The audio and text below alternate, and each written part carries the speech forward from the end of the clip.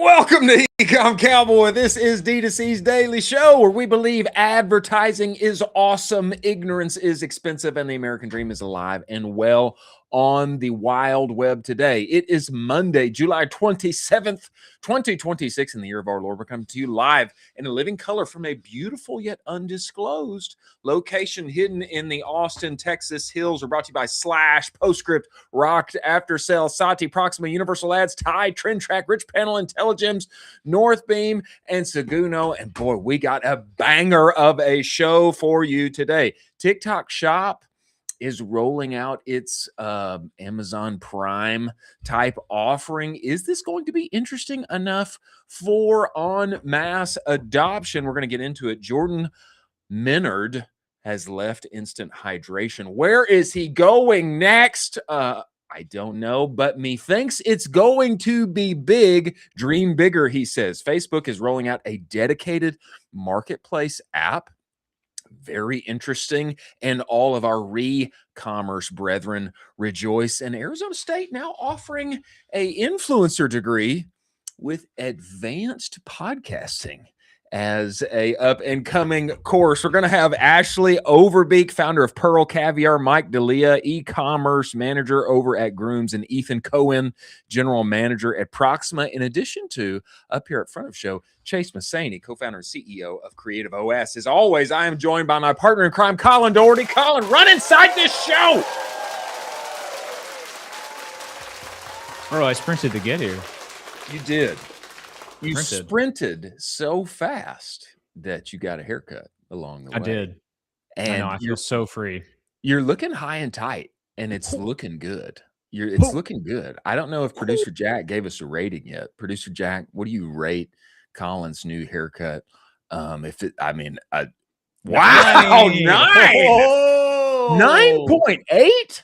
Whoa! Oh, let's go, Jack. That made my day. That's big for the team. I think I got huge for the team. I think when I asked for my recent haircut, I got an 8 as of late. Damn. So wow, I maybe I need to go high and tight. It was a 7. Whoa. Was a 7. My goodness. Also joining us here, front of show, co-founder and CEO of CreativeOS, Chase Mohseni. Chase, get inside of this show. Get in here. Chase, I don't want to jinx it right now, but the video looks good. The video looks good. Is that what it was? Wired in. That's a wire. That's a wire. Nice. He's wired in. All weekend. It was my daughter's birthday, but I didn't do anything for her. I was testing the wire. That's what I want. That's what I want to hear. Guys, Chris texted me about half an hour ago. He's like, "Are you gonna fuck this up again?" He would not say that. He would not say that. He doesn't even text me that. And you totally came through, Chase Mohseni. Yeah, listen, Ecomm Cowboy or your kids. We know what we choose. Yeah, we know. And your priorities are in the right place. And so we appreciate we do it for the community. We do it for the community. Yeah. We do it for the community. We do it for everyone here watching and listening now. And top story of the day, ladies and gentlemen, current thing inside of e-commerce and consumer, TikTok Shop testing Prime style shopping membership service now to roll out. This article comes to us by way of Payments, Pymnts. Never heard of it before. It is now here. It does exist. A few details, gentlemen, then I'd love to get your commentation on this. TikTok is reportedly testing a membership program for U.S. shoppers similar to Amazon Prime. That's according to a report Friday, July 24th from Business Insider, citing screenshots of the offering seen by its journalists. According to the report, programs called TikTok Shop Plus, fitting name, built into the social media company's e-commerce platform, offers perks such as free shipping, discounts, and coupons for members, similar to Amazon Prime. Business Insider added. Report gives an example of the program in action. A hair product that usually sells for $57 was marked down by $10. That's pretty significant for plus members who also received free 3-day shipping. Wow. Is free 3-day shipping a big deal? That's pretty solid. I've 3 days. I've never heard of free 3-day shipping. But anyway, TikTok is testing the program at a range of price points, 6, 10, 15 bucks a month. Screenshots seen by Business Insider showed former TikTok Shop employee told Business Insider launch of a membership program could help the company keep users from leaving the app to make purchases. Maybe they're trying to keep people away from the halo effect of Amazon. Who knows? TikTok for a long time watched a lot of their bottom of funnel buyers go over to Amazon.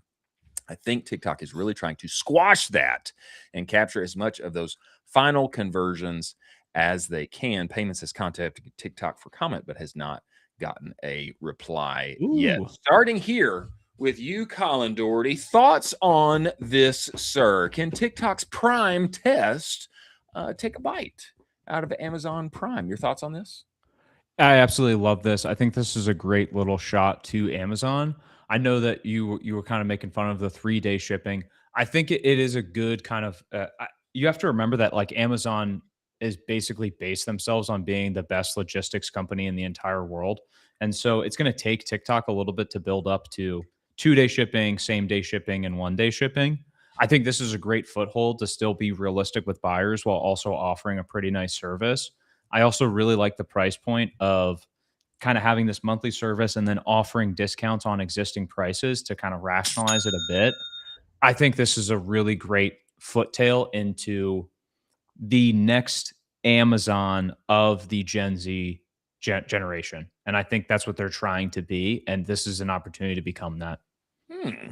Interesting. Chase Mohseni, your thoughts, sir? I like that last point about the Amazon for the Gen Z, for Generation Z. I think that's a really good point. I think there's kind of two things that I think about here, and forgive me for getting kind of into the business side of this specifically. But TikTok, they got bought, so they have to pay back that investment. The U.S. operators, so they're looking for a way to build some sort of halo effect on that. And essentially, all they're doing is turning over money. You get a $10 discount, but you pay us $20 for the subscription. So they're essentially using the subscription to subsidize usage, so that they get stronger subscription revenue, so that eventually they take this away and they invest all of that extra money into the logistics. So you get kind of what I'm saying with the flywheel. So I think it makes a lot of sense. I think the point that Colin is making is the actual one, which is if you think about when all of us were in college, that's when our Amazon Prime usage started going through the roof. You're a college student, put in your email address, you'll get a free Prime account. Right. Greatest fucking thing ever. And so they're essentially taking that playbook and saying, hey, this is what we need to do. The difference for me is that they're pushing this out. And if you look, like this is like 3 weeks in a row, we've now talked about different things that they've been putting into play. This feels like they're saying, okay, same way Elon has been trying to monetize X to essentially pay back that 44 bill that he put together with a bunch of different partners. It feels like this is a play to say, okay, we can do these 10 different revenue streams now to bring in more customers, bring in more revenue so that we can pay down this debt that we have against this. So I think it's a great play. I think it's good for young people. But I think what they're doing is they're just subsidizing the coupons with the actual subscription revenue and trying to get young people into it because that's their customer. I like this play. Yeah, I think too much. They've seeded too many lost revenue opportunities to Amazon I and agree. everywhere else. You know, it's like the continual problem. Yep. You have to market TikTok Shop by saying, I promise you're getting sales elsewhere because of this. It's awesome because I promise you're actually making money in other places. That's not a winning marketing slogan. That's not going to win SMBs over en masse. So I like this play for them, but they have to make it the same or cheaper than Prime. And Prime's like what? Like $7.99 or something? Isn't that what it is? I think if they roll in here with $10, $15, very quickly people are going to be saying like, what am I paying for Netflix? I'm on the ads only tier for Netflix. You know, it's $7.99. You know, I think they got to keep it under a 10 spot. They need to make it like on par with whatever Amazon Prime is, because it's a very price sensitive, it's a price sensitive deal. It's a price sensitive customer that they're going after here. But if you can like juice me up with, hey, doesn't this sound like a great deal? I'm always giving you coupons anyway because you're here on TikTok Shop. Oh, wait, I'll save you an extra 10 if you'll sign up for Plus. Like if you do that to me, like I'm going to sign up. I'll probably forget. And then it'll make me want to shop more on TikTok Shop. I think this is very smart for them. They like have to pave this out. They have to make this work. They actually have an advantage now, though, because they have enough people on TikTok Shop. They can go with offers to those people and say, hey, look, we'll cut your CPM. We'll do this. You provide discounts. You give us essentially liquidity in the market with your products, and we'll subsidize that so that we can get usage. So essentially, like, they now have a pass-through avenue that they can do this. I think the one thing that they have a leg up on Meta is because of the way live shopping is starting to become a part of the zeitgeist here. And it's taken a lot longer. It's obviously been huge in Asia for like a decade plus.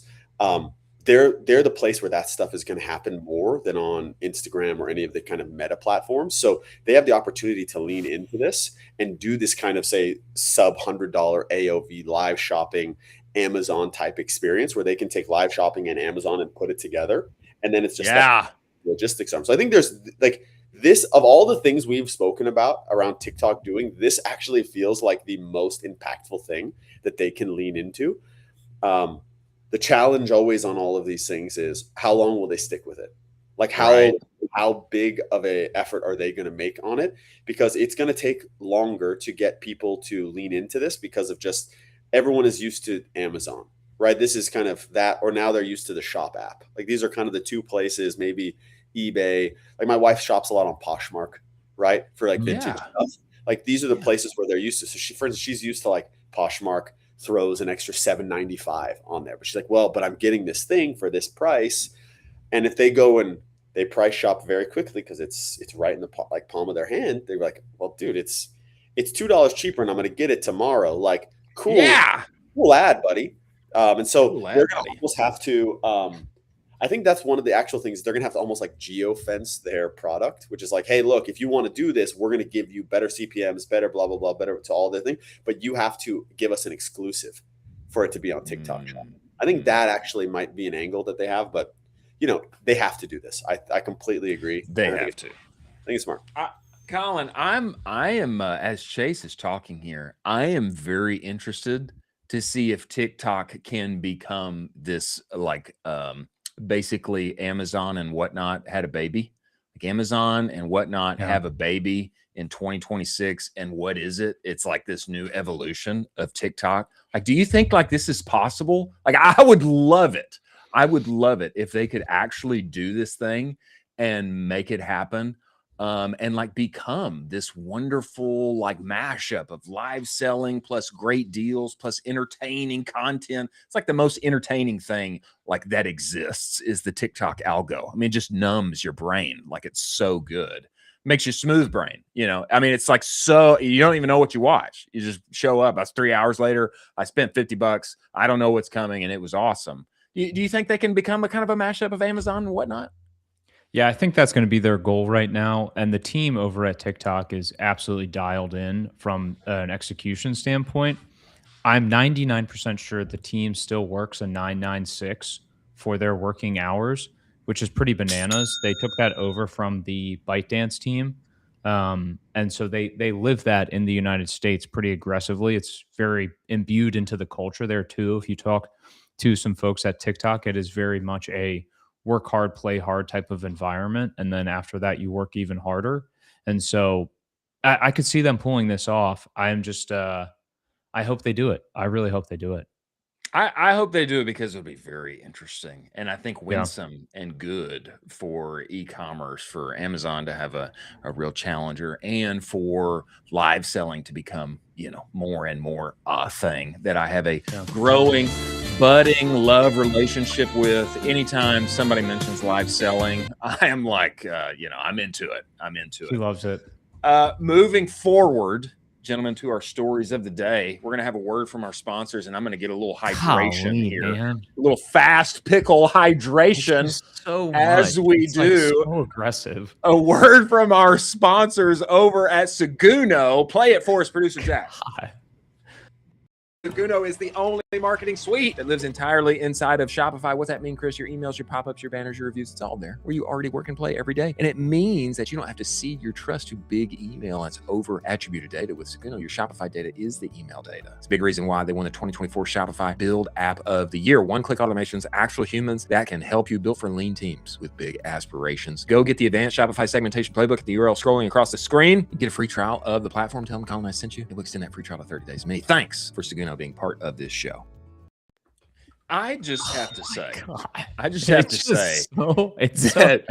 this is so good, and everybody needs to upgrade their hydration game or electrolyte game. I know for that. A little straw. A straw would be great. Yeah, a straw. It's just like so visceral. It's just like so visually aggressive. It's so good. It's so good. It looks like he's drinking air conditioner like fluid. Yeah, it's caffeine free. I mean, it doesn't look caffeine free. It doesn't look kosher. Like just looking at this with no context of like, yo, this is pickle juice. You'd be like, Chris, are you okay, man? Like, what's going on? The truth is, I've never been better. Now that I have had my fast pickle, I have never been better. And I'm geared up. And, there's lots of comments. There's a lot of comments at Shopify. Oh, he's got so many cans up there. You know what I wanted? I wanted more cans. I wanted a big gallon of pickle juice up there with me to stay hydrated so that we can Chase, you see how many cans he had for the Shopify.dev? Oh, guys, I was riveted by the amount. He had 9 cans. He had 9 cans of caffeine there. Yeah. I had a good 90 minutes left in me, Chase. I had a good crazy. 90. Colin was like about to pass out. Guys, there's locked in, and then there's Chris Hall. Okay. Woo! Let's go, baby. Let's go. So we know what we hit was doing. 3 and I was cooked. Yeah, it's fair. It's fair, dude.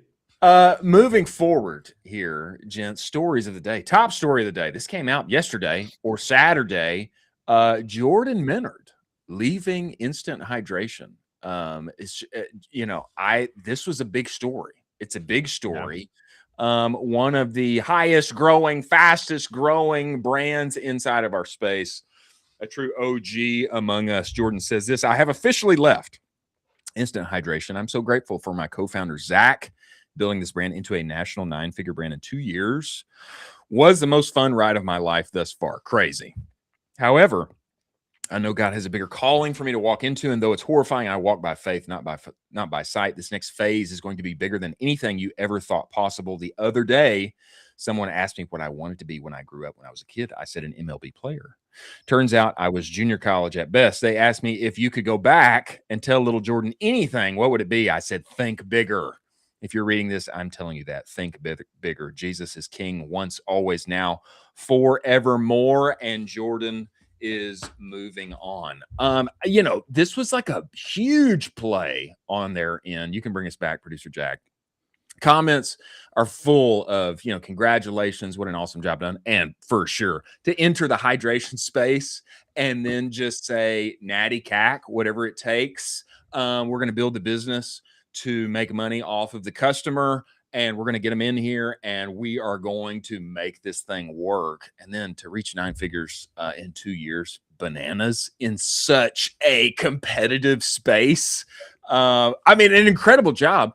I just wonder, like what is coming next? It makes you wonder. And it also makes me wonder, like, why now? Who knows? Maybe there could have been a giant exit of sorts to some huge brand like Grüns just had. I don't know, but it makes me interested to wonder what's coming next for Jordan. Maybe he is going into the MLB, which would be interesting, huh? That would make for great social content. Chase, fans, so we need it. Is like, I would love for Minard to get on the field and help our boys. Is it okay? Can we settle this? Is it Minard or Minard? Because I've said it both ways. Minard. It's Minard. See, I thought it was Minard. Yeah. But people have been telling me Minard. I'm sticking with Minard now. We should get him on here. and settle the score. We should settle it. Yeah. Chase, we'll start with you. Your thoughts on this, sir? I'm very excited for Jordan. Everything, this guy's got a Midas touch. So everything he touches.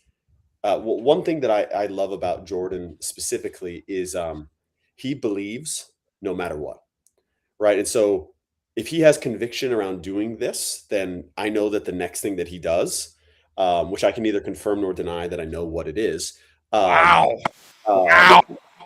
is going to be world class. And so I think that's maybe, if you look back at his agency, they had world class outcomes. You look at Instant, you look at what he's going to do next. I have no doubt in my mind that he's going to absolutely kill it.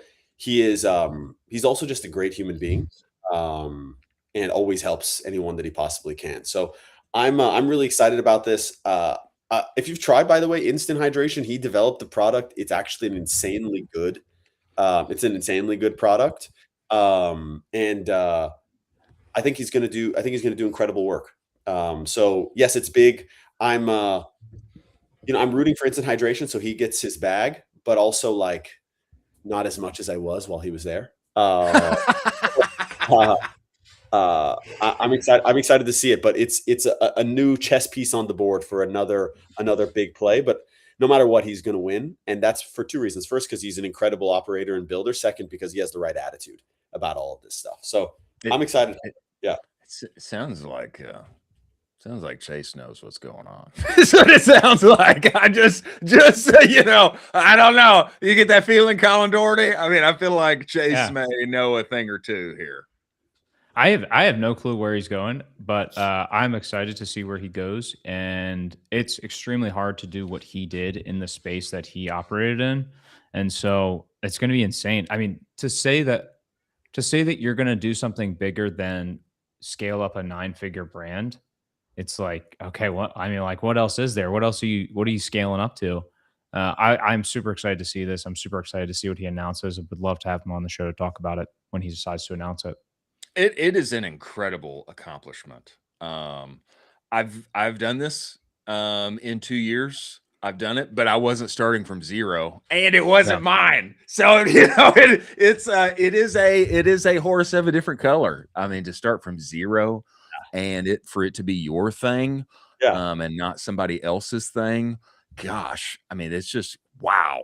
Yeah, that's what it makes. That's what it makes me think, and it makes me think, man, if he can do this in a crowded category like he did, why not run it back in a new category, a different thing? I mean, he totally could. I also wouldn't be surprised if maybe he rolled out with a little documentary style and just said, actually, the MLB thing is happening now. Hey, whatever. I'm down for it, and I want to follow along. Chase, you were saying something? Oh no, I was just going to say that horse of a different color is the color of your pickle juice. So that was what I was saying. Yeah, that's fair. And very fitting here, talking about hydration. I'd love to mix a little Instant with my pickle juice, and I'd love to try it. Are you going to finish that on the show today? I'm not on the show. Not on the show. Come on. But I did order a dill pickle peanut butter also. You did. I did. You did. I ordered it. We're going to try it live on the show. I'm very excited about it. We met the owner of said brand here recently, and they shall remain nameless right now until we surface this thing and try it on show here together. Next, gentlemen, next story of the day here, Facebook rolling out a dedicated marketplace app, which is especially exciting for those of us in the re-commerce, one of my new favorite words, sectors of e-commerce. Go ahead and bring this up for us, producer Jack. This story comes to us by way of TechCrunch. Facebook launching a dedicated marketplace app with a verification system, free verification system, very important. Rolling out updates today in a bid to increase engagement and make the platform more organized for its users. Offering new apps for sellers on marketplace verification system to prove you are a human on services like dating, marketplace groups, new immersive design for video. Interesting. Okay. Inside of the marketplace, Facebook Marketplace sees more than how many listings would you guess, gentlemen? Monthly, how many listings on the marketplace app would you guess? 100 million. Chase Mohseni? 100,000,001. Damn. Come on. Gaming the system there. Come on. 430 million monthly listings. Damn. With more That's than crazy. 1.1 billion active users, it is a big reason younger folks still use the platform. Interesting, because it's a good point. Like, why would young people use Facebook? Maybe just Facebook Marketplace. Keep this going. Facebook launching a separate app dubbed Seller. The app lets sellers manage their listings, message buyers, track the performance of items. They're also adding like the free verification side of it, not to be confused with Meta Verified. But you get your check mark, all of the things that make you look a fish so that you can sell and buy and go video heavy while you do so. I think this is very interesting. It's actually the route that I'd like to get my own kids involved in first with e-commerce. Like, hey, let's find stuff around the house and sell it and learn how to price it. There's actually a new AI app that I want to show you guys that does this. But before we get there, Colin, do you like this? I think it's a very interesting way to keep young people engaged with Facebook in general. I hadn't thought of this. I absolutely love this. I also love it more for the fact that Facebook Marketplace is a super viable option to get some crazy cool stuff. And they just need to add an extra layer of, you use verification. Yes, there's verification, but I would say just of security and of like validity to this is actually a person who I'm buying from. It's not a scam. It's not something weird. This is actually going to be the thing that they're listed, and this is the real price. Because sometimes on Facebook Marketplace, there's this whole bait and switch thing that goes along. It's not fun. But when you find a really good Facebook Marketplace item and you grab it, it's a cool feeling. And you're like, this is a gem. They're right near me. They're like 4 miles away. Let's rock and roll with this. And so they're kind of just like upscaling it, putting some new makeup on it, making it a little bit more fancy. And I really appreciate that. I think that's going to be a great bet. Chase Mohseni, you're a Facebook Marketplace user. Well, we just sold a bunch of our old baby gear recently, and so I actually there's two portions of this. Obviously, I'm happy to be a verified seller, but I really want to get verified buyers. Yeah, right? Like this is actually the thing. So a bunch of people are like, we'll hit you up, and my wife's texting with them, and then they're like, if you just give it to us now, then we'll wire you the money. I'm like, brother, you're not. I'll pay you above listing. I'm like, okay, well, are you also in Nigeria? And so I think like shout out Nigeria. Shout out, oh dude, I love Nigeria. I have people who work for us in Nigeria. I'm all for it. They're amazing people. But like this is some of those scams that get run across the world. So I think if we can anti-scam it, it ends up being they're saying 430 million people list. What's going to happen to quality listing and quality buying? So like again, I use Poshmark as the example. Using that as an analog, that's all quality sellers of people who want to buy premium goods and they're willing to do it. If they can take that kind of signal, wrap it in there, and then make it something that young people want to use, it's fantastic, right? So I'm all for it, and I found amazing stuff on there, and I have friends who have found amazing stuff on there. A buddy of ours, we watched a movie in his backyard with all of our kids the other day, and he had this projector that was like a $10,000 projector he got for $500. Crazy place. We watched.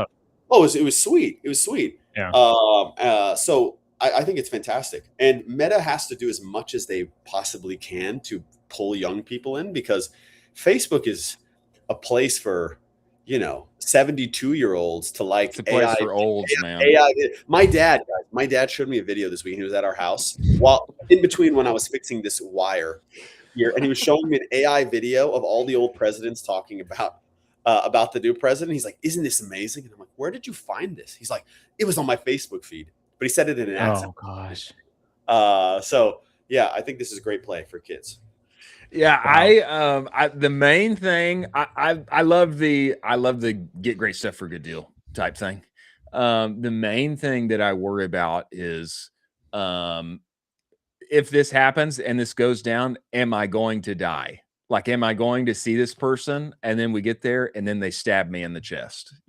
Like, have you ever thought about that? Okay. No, every time. Every time. Exactly. Every time. You think about it every single time. Every single time. Yeah. I want all of the verifications, verify, You verify. Yeah, I don't live in a concealed carry state, man. Like I can't. You know? Okay, even scarier. Okay, like, am I going to see this person and they just decide I want this great deal for free? Stab you. I take, like that's In what the I chest. want to avoid. Yeah. Stab me in the chest. That's what I want to avoid. So I like this move. And what I will say is, we've seen it over and over and over in 2026. Reselling re-commerce is soaring. K-shaped economy. You can win up here. You can win down here. Goodwill is thriving down here. Yep. People are opting, millennials, Gen Z, they're opting to go see, can I get the thing secondhand first? Or I go find a new thing. Oh, I like that thing. Then before I buy it, can I get it secondhand? Like this is a reality in 2026. Yeah. So you can win down here. You can win on the other side of the K-shaped economy.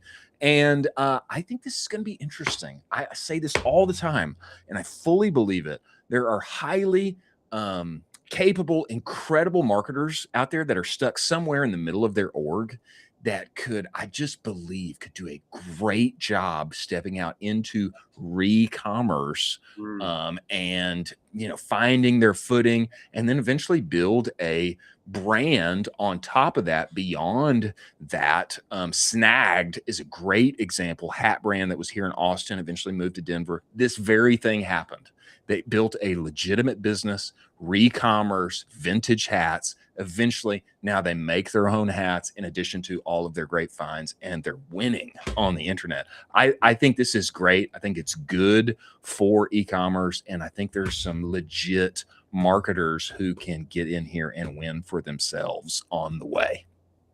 A couple years ago, when I had too much time on my hands, I made a game for myself on Facebook Marketplace where I would just do an absurd low offer to somebody. So if they were like, this thing's for $300, I'd be like, bro, they're honestly $25. What are we talking about? And I would try to make them think that they were like crazy. I'd be like, dude, 300 is crazy for this. Like, let's be real here. $27. And like, if you have some time on your hands and you just want to like mess with it, you can also get some cool stuff at insane prices. So and also like really anger people. I know why Colin was afraid now.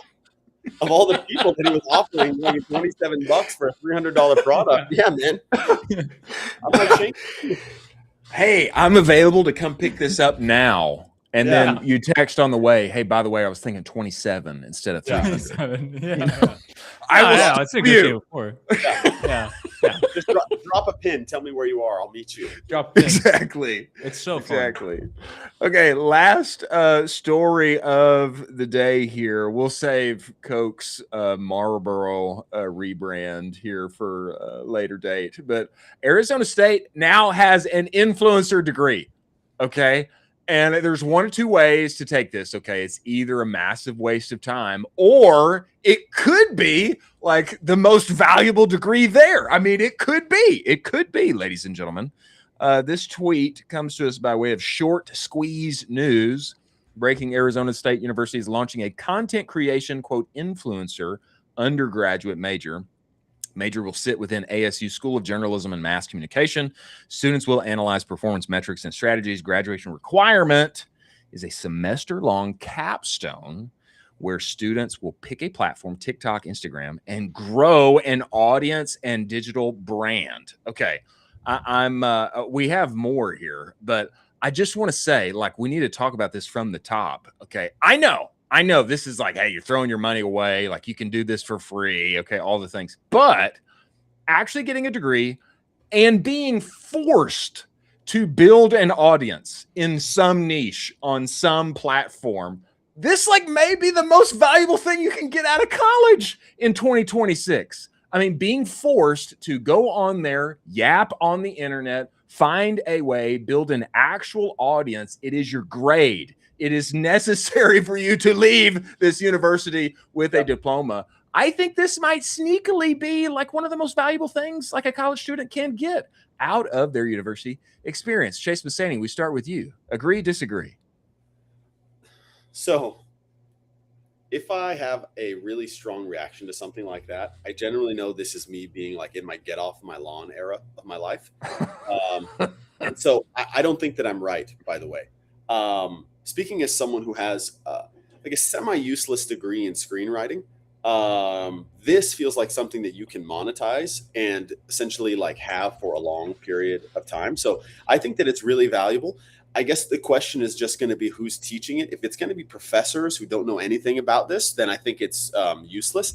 If they're actually attracting influencers who know how to build an audience and create durable value across those channels, then I think it's really valuable. ASU is actually an amazing place to pilot this too, because of how big Greek life is, how big the state is, like how great the weather is out there. So I think there's I think this is actually great. Like I wouldn't do this at somewhere where it's like really cold all the time, like Syracuse, for instance, to start. But it's something I definitely think colleges also, this is the other thing. Kids are very wary of taking on the 200 G's of debt these days. Yeah. Like you see how many people are not wanting to do it anymore. And it's just kind of like for our generation, it was like, all right, you just got to go. Like you don't even think about it. Right now, people are asking the question, is this really a good investment? And there are a lot of colleges with these endowments, so they could really actually subsidize a lot of the costs for all of this, but they don't want to change their operating model and operating profits. So this is I think you're going to see a lot of colleges have this kind of push and pull with programs like this. So yeah, it's great. Colin Dougherty, last word from you, sir. You like this? Valuable? Yay, nay, hate it, love it, burn it, go join it. I think this is absolutely incredible. If as a part of this, they teach the finances and the actual business side of being an influencer. I've met so many influencers where they actually don't know how to run the back end of the business and have a great following, but don't know how to monetize properly. Yeah. We really are, when we're saying influencer, we're talking about, can you build a small business by yourself that is a one-man business? That's really what this is at the end of the day. Is can you monetize video content with a solo person and do it and keep scaling it and land brands? That's really what this is, what I think is extremely viable. I also think if you want to get down to the nitty gritty, even if you don't scale this up, there's so many people, there's so many companies that will hire you because of the fact that you're able to go viral for them. And they're going to be like, can you show us how to go viral on LinkedIn? Can you show us how to go viral for our company? And so this is a great gateway into, even if you don't accelerate with it being the solo thing, you will get hired for this and gobbled up almost immediately. I would say the only way to make this better, agree with you, Colin Dougherty. I think don't give me an old to come in and teach me how to be an influencer. Give me Orange John. Okay. Yeah. Fly in OJ on the PJ. Okay. Down to Tempe. Okay, bring him on campus and then get some cut 30 action going inside of that class. May become the most valuable degree in America, ladies. So true. And gentlemen. Chase, we appreciate you joining us, brother. Final words from you before you get out of here. Let's make ads, baby. We love ads in this world. And have a great one, guys. Let's make ads. The one and only Chase Mohseni of CreativeOS. Appreciate you, brother. Look forward to having you back. Thank you, man.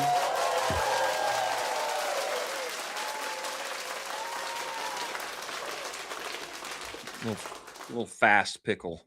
Golly, man. Hydration. Every time it's a jump scare. Hey, coming inside of this show right now, ladies and gentlemen, we have Ashley Overbeek, founder of Pearle Caviar. She has done something I have never seen, okay? And that is make luxury plant-based caviar, okay? That means taking plants and making caviar. That's what that means. That's what that means, okay?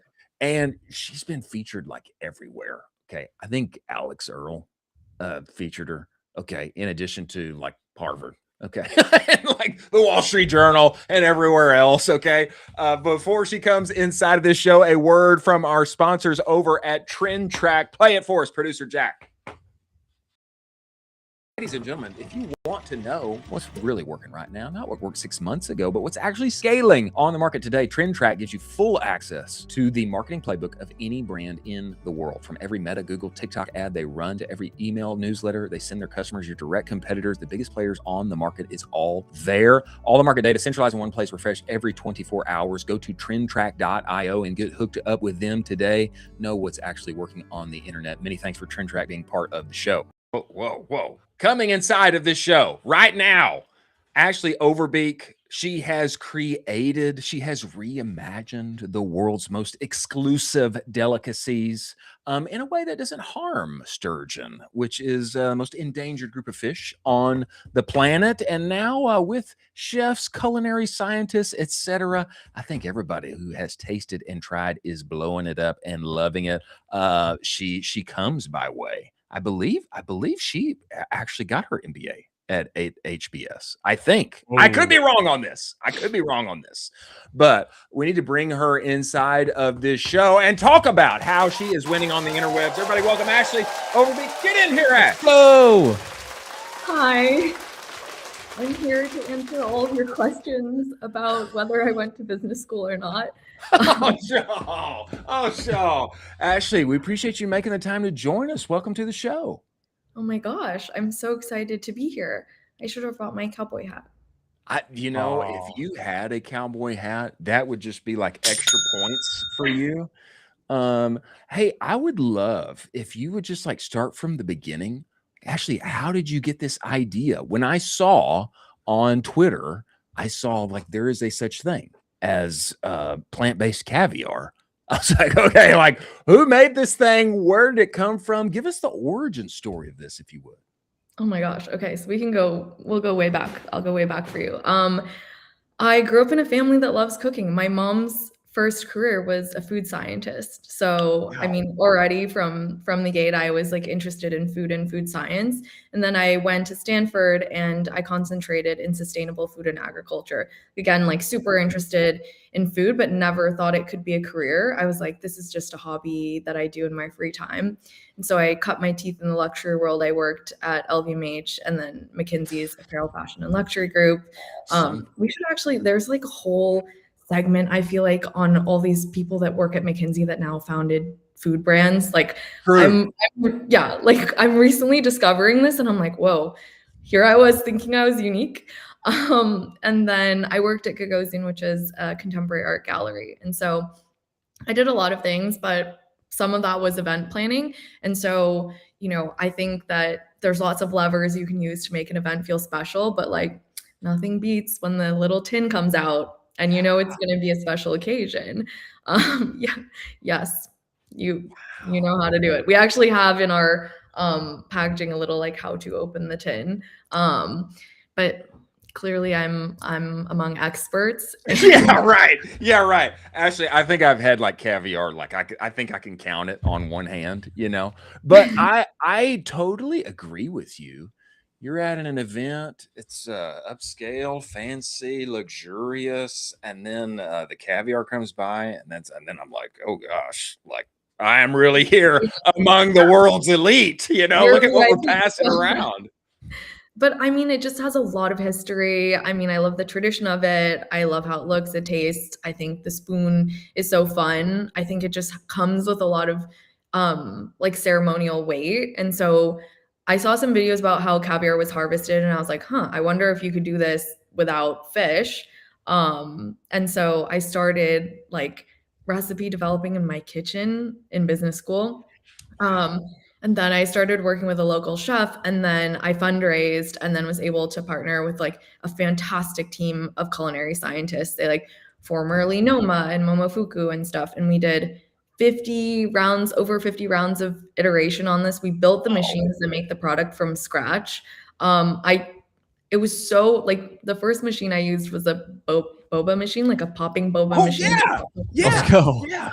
No, that didn't work. Like 2.7 millimeters on average if you're looking at Osetra caviar, and that is really small. And so we actually had to get these like super fine, kind of like almost needles to make it. Anyway, it was crazy. And also like everything was just very, very, very bespoke. And the way that we make the whole process, I had to convince a production facility to like, again, like same as you in the beginning where you're like, what is this product? Like I've never heard of plant-based caviar. And there was like the education on the consumer side, but also on getting like every supplier to buy into the idea as well as like hard.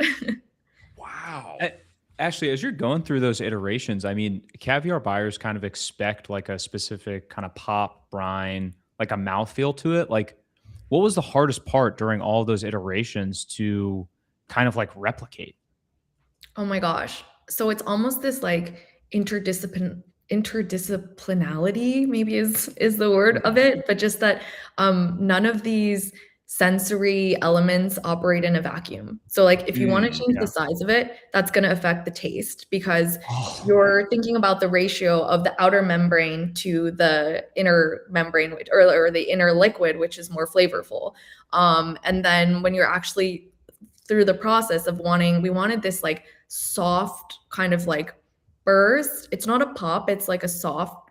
We tasted so many samples and like that was what we were going for, was this kind of like elegant like dissolving, melt in your mouth sort of burst.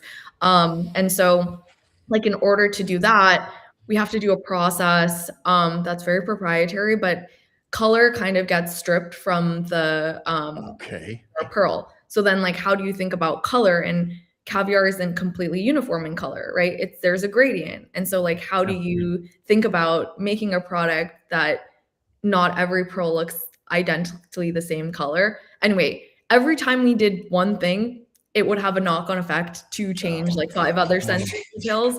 And so that was probably the hardest thing of like lesson learned. Think about kind of the gestalt of the product when you are making it and know that every decision is like interlinked when you're trying to plan a CPG product. Absolutely. You know, I like the more you talk about this, the more I like it because it just here's my thinking here, Ashley. It's like, who is going to go to the 9th or 10th or 50th degree to pave the way for exactly what you're talking about? We need new machinery. Machinery that doesn't exist. I got to convince these people. I got to raise money here. I got to convince these manufacturers to like these co-packers, you know, and then we changed the formula. Well, that, you know, changed the pop and mouth feel based on this color variation, et cetera, et cetera. It's like who else is going to do this? I mean, I don't even know if there's anybody else. I mean, this sounds like total blue ocean to me. Is that the case?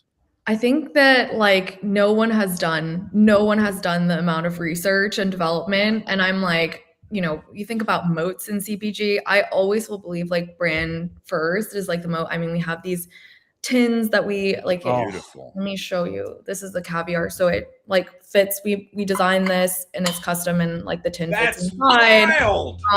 Yeah. And so I think there's a lot with branding, but moats on the kind of like R&D IP side are really interesting because it's like we source all of our ingredients from so many different places. There's like a very large, what's called like a mass transfer. So as you make the product, there are so many different steps. It's actually quite hard to reverse engineer. But I will tell you, like the blood, sweat, and tears like required to create this product, I'm like, go ahead. Like go and try. Sometimes I would not wish this on my worst enemy. So it is very hard to make this product. But I'm like proud of it. Yeah. Ashley, can you talk a little bit more about this packaging? Because the packaging is absolutely incredible. It's this silver scallop, and it's such a deliberate kind of breakaway from the traditional packaging that you have for caviar. Could you talk through kind of like through that decision and that bet there?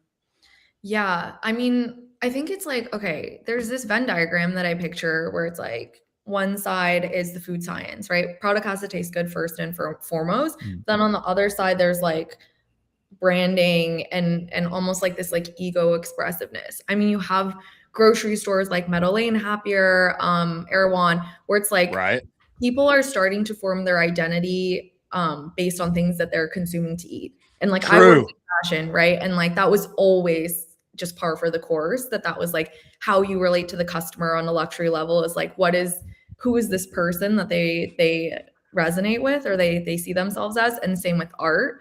And now I feel like it's like we're cusping on this thing where food is starting to be a really big signal of identity.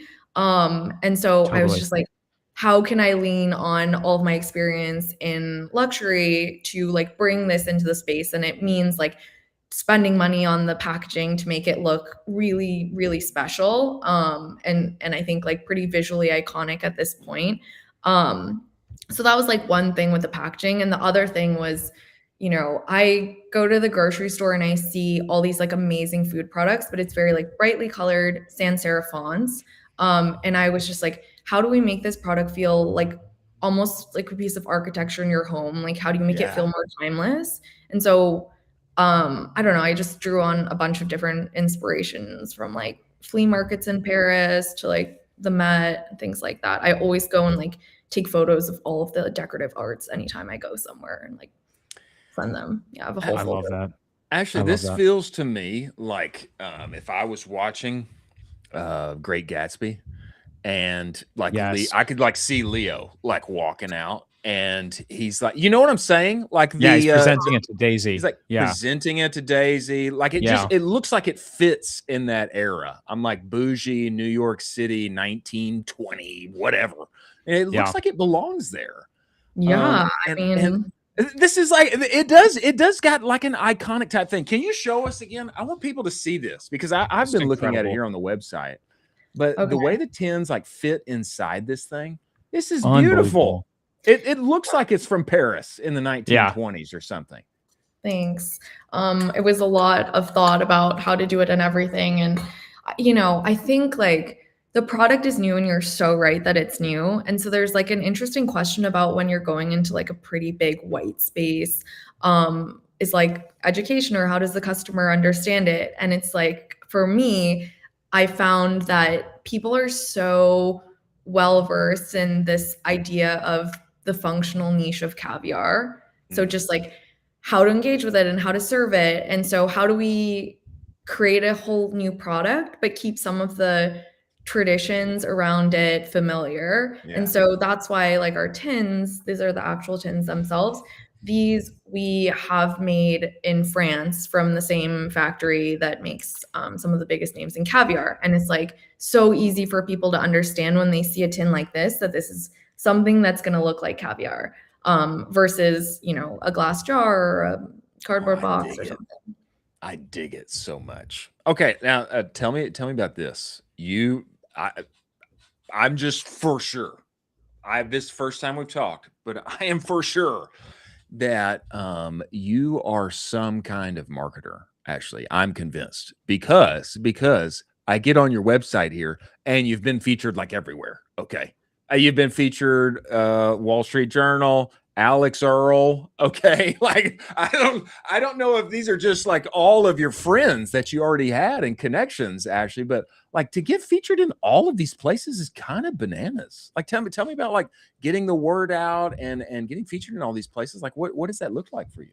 Yeah, it's an interesting pitch. I mean, with Alex, this was actually when I was still in business school. She actually tried a recipe that I made. Like this was Ash's kitchen batch. Wow. That's how early it was. When she was trying it, I was still a student in business school, and she came to campus to give a talk and wanted to, I guess, like meet. Some brands sent their pitch decks, student brands, and she picked mine. And she got to try it and she liked it. So that was really exciting. And I think like, yeah, it's interesting to think about what resonates to different like media customers or intermediaries. And so like one thing I try to play up to certain people is that our product is shelf stable. And that's like really exciting to restaurants and airlines because caviar is extremely difficult to ship. You have to have a cold chain and that's expensive. And then storage is a problem as well. Great point. Yeah. So that's really exciting. But then when I'm speaking with some chefs, it's less about like, how is this similar to caviar and more about like, what are the new ways that you can use it? So our product stands up really well to heat. Caviar doesn't. And so it's like, can you put this on something that's piping hot? And it reacts like well with acid. It's a salty product. So like, could you put it in a salad dressing or could you put it on something like sweet. I don't know.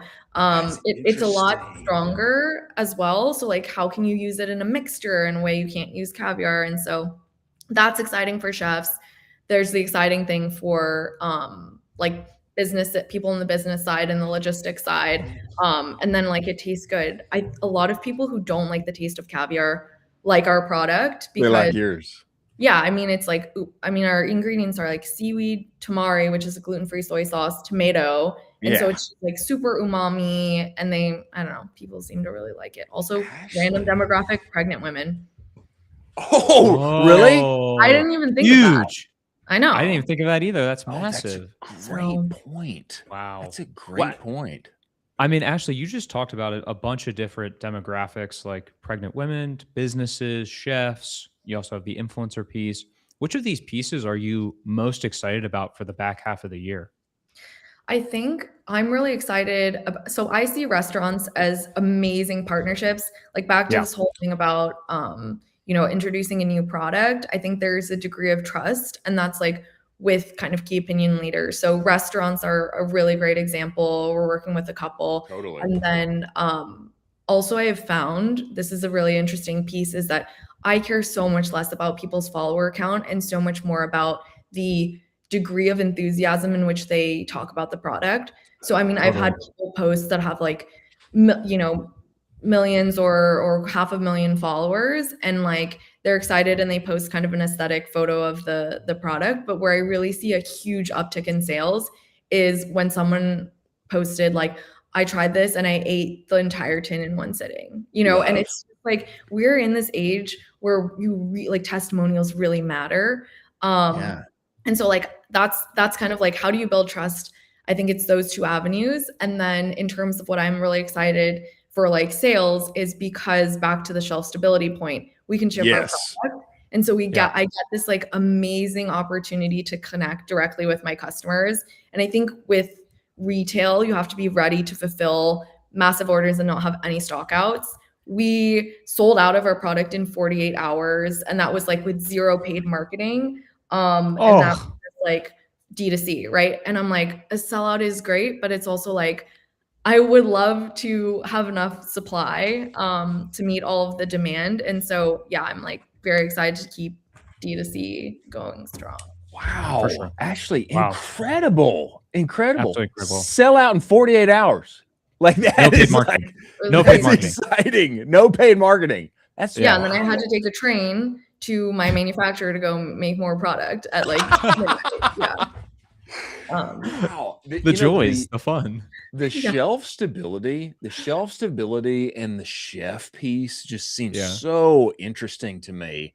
And I'm like imagining in my mind, I'm imagining David Chang of Momofuku, like using these Pearle caviar and like some new, dish he's cooked up, and he's talking about it on Netflix. And you know what I'm saying? I just feel like there's like so much potential there. And I need you to run my marketing. Like I'm bring back Leo and Boz Lerman. And actually, this was all just a big secret pitch for me to run your marketing. That's what this was. You go. That's what this was. No, send me your resume. I think that gosh, I just see that chef piece, and the chef piece is huge. Involving this as a new ingredient product in the like bougie thing that they are creating, the artwork that they are creating and bringing to the world. That's fascinating to me. And the whole, like, you solve the problem of like, being shelf stable and all of the expenses that come with regular caviar. And that's just so interesting to me. I feel like there's like, and the airline piece, like, why doesn't every business class, why doesn't every like first class like have this available? Why isn't Delta like offering this inside of their business class? You know what I'm saying? Like, I feel like there's a real play here. Yeah, airlines, it's so interesting. I mean, the caviar market is just a bit supply constrained in some ways. And so you kind of get these crazy figures, like Lufthansa, I think at one point was buying 3% of the global caviar supply for their first in business class. It's just like airlines see this as a value prop that's kind of part of like your expectation when you fly. And so it's just kind of like a fascinating and fun thing. Plus, salty things taste better on airlines. I brought my caviar on a plane so I could test it. And you tested it. I think it tastes great at like all times. I could not really tell the difference, but Yeah. it did taste great on a plane as well with a Bloody Mary. So, Actually- oh, go ahead, Colin. Go ahead. I was just gonna say, I mean, your product goes to a very, I would say, upper echelon customer. Is there any purchases that you've had where it's been like, I cannot believe that this person just purchased from me? This is like totally unbelievable. Like Tom Brady came through, and you're just like, I can't believe like Tom Brady loves my caviar. This is like unbelievable. It's like total pinch me moment. Oh my gosh. Well, I've had a bunch of like people that I didn't even know. Like I see the Shopify orders come in and I'm like, oh, who's this person? So I can't say like all the name, like I can't disclose like everyone that's Totally. buying. But I will say that there are like there's some nice zip codes. Nice zip codes.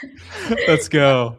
I think okay, so Lufthansa, they need to be buyers of Pearle caviar. Must. Fair. I mean, are there Emirates. any other, like, who else is on like Emirates. the hit list? Emirates, they need to be A on. must.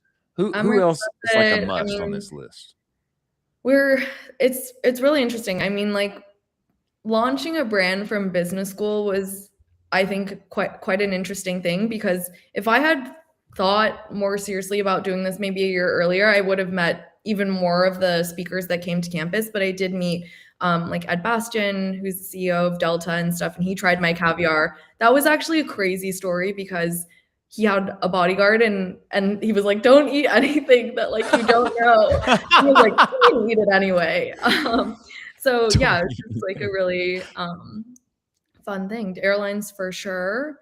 I feel like there's got to be, I mean, there's just always some, I like never even know. And sometimes like people reach out to do collabs, like Dirty Martini. I think there's a whole trend now where it's like tinned fish and teenies. Like everyone wants like Dirty Martinis are so in, and people come up with all these flavors, and then everyone wants to do tinned fish or like something that comes out of a tin that you open up.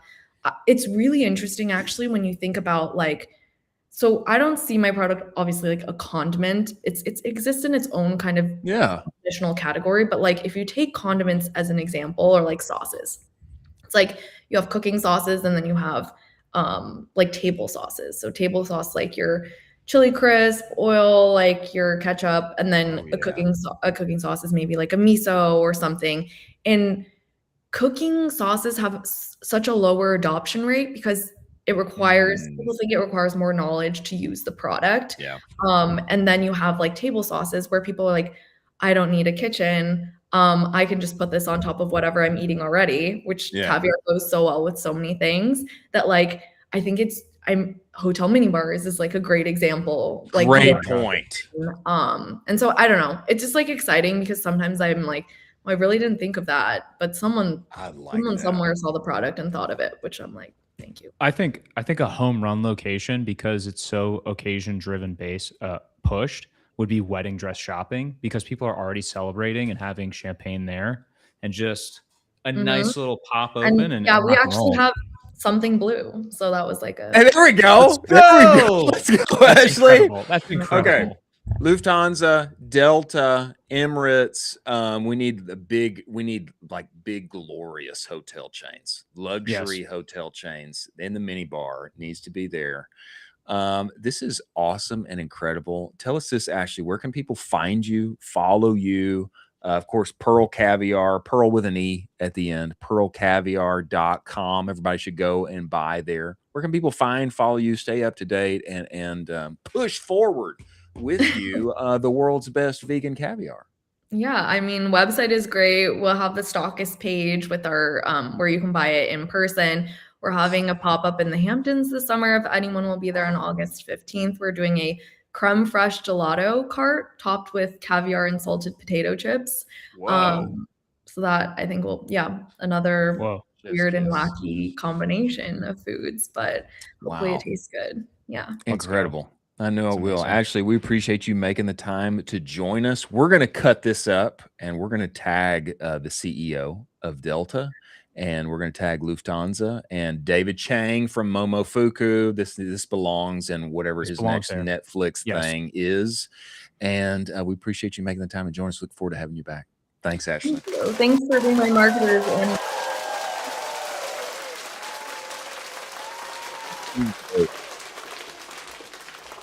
wow. Exciting, man. Exciting. A breakthrough. And also the whole I didn't even think about this, but for pregnant women, the whole that is a the fish thing. Market. Because my cousin right now is pregnant and she is craving it so badly. Yeah. And it's like it's a home run. It's just a home run just hanging out there. Yeah. Yeah. I whenever my wife's pregnant, I just eat the raw fish on her behalf. Oh geez. That way just get some benefit. In front of her?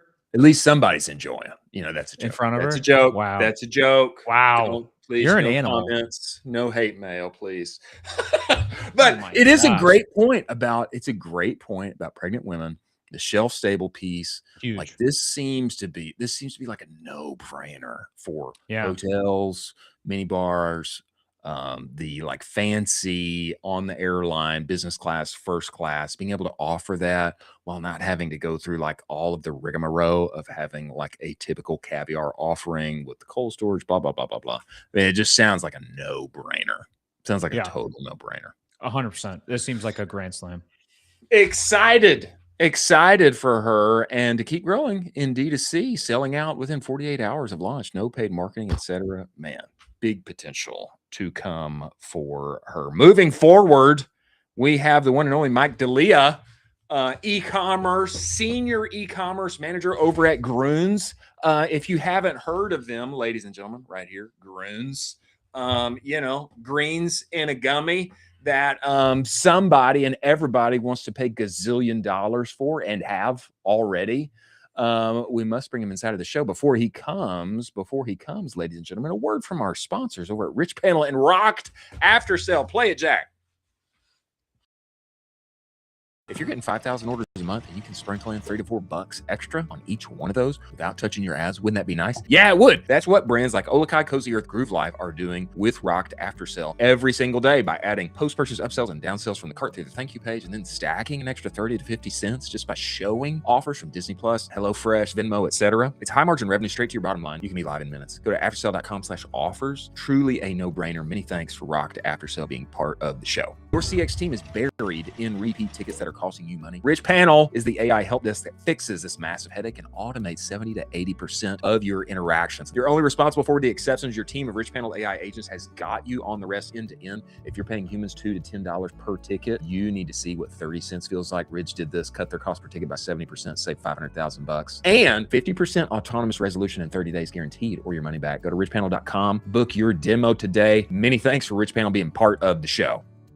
Now, coming inside of the show is the one and only Mike D'Elia of Grüns. These green bears right here, ladies and gentlemen, that you will see in Costco's everywhere, that the biggest companies in the earth have paid a gazillion dollars for, and they continue to grow and expand. Now Grüns is doing like a bunch of brands, and methinks Mike is involved all along the way. Mike has got a kind of a crazy steeped in lore, in D2C lore. It's like kind of wild. Groove Life, Ridge, now Grüns.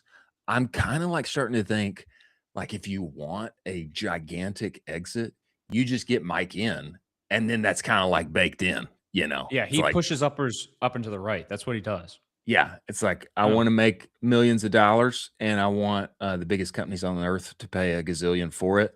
Like, get Mike in the seat and get rolling with him. We must bring him inside of the show. Everybody, welcome to the one and only Mike D'Elia. Mike, get in here. Get inside this show. Let's go. What's up? Mike, what's up, brother? We appreciate you making the time to join us. Thanks for having me. I'm so stoked. Boy, we're stoked to have you here. Now, Mike, a couple things.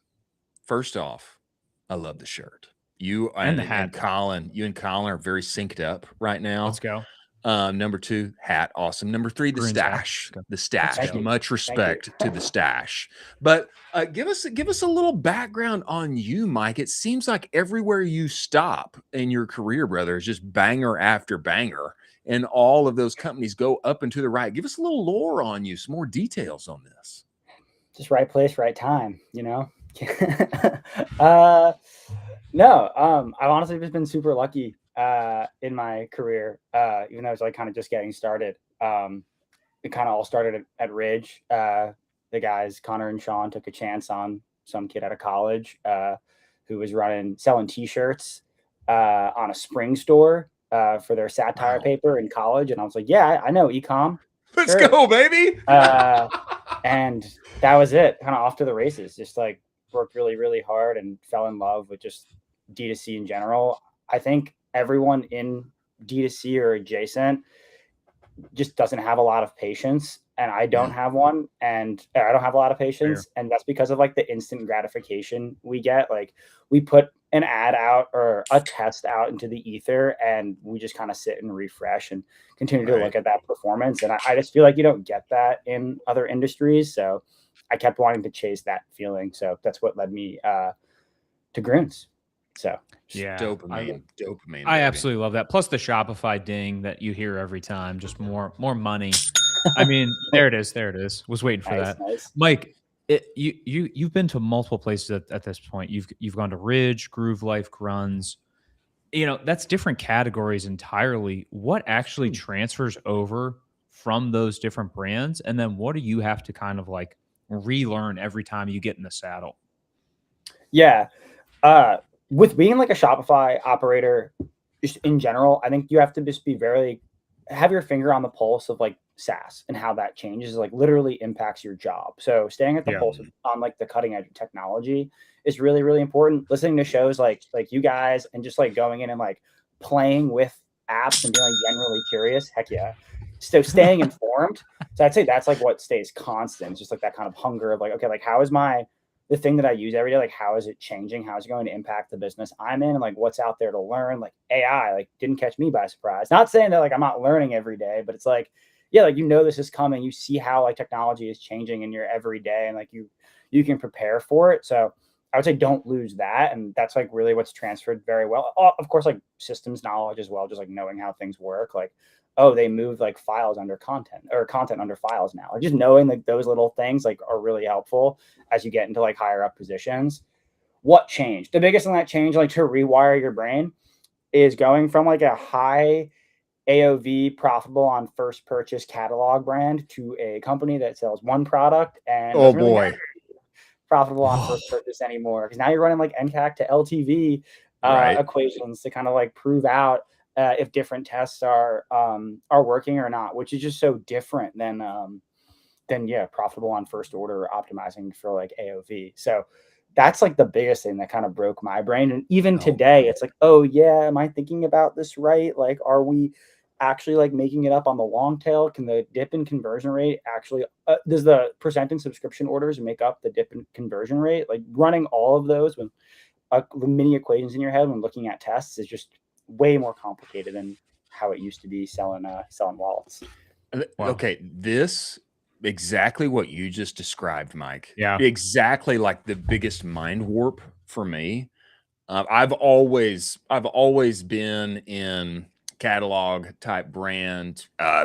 Goal is to be profitable first purchase. That is the goal everywhere and in every way all day, you know, and like being so hardwired for that. And then stepping into subscriptions, supplements, you know, consumer brand, like it's such a mind warp to then have to like think like, no, I'm not sinning by not being profitable first purchase, you know. It's like, what's the LTV to CAC situation, you know, this cohort, etc., modeling that out based on past performance. I mean, that is a true mind warp, and it has been for me. My first like step into this world was basically middle of last year, and it's not an easy thing to flip and start working like this. Yeah, the biggest thing for me is the way we're kind of jerry rigging some tooling to support certain types of upsells or certain type of experiences that aren't necessarily like out of the box. For example, like how do you upsell someone into a different subscription plan? Like it's very difficult to do that like within Shopify's rules, but there are ways that you can do it. So figuring out those ways, whether it be like a $0 product or, you know, some other sort of like weird opt-in, well, it's like it all kind of like flushes out at the end when it goes into your data warehouse and you're actually like using like, you know, a SQL to like pull the results and like, oh, okay, now I understand like an order that looks like this is what they're worth.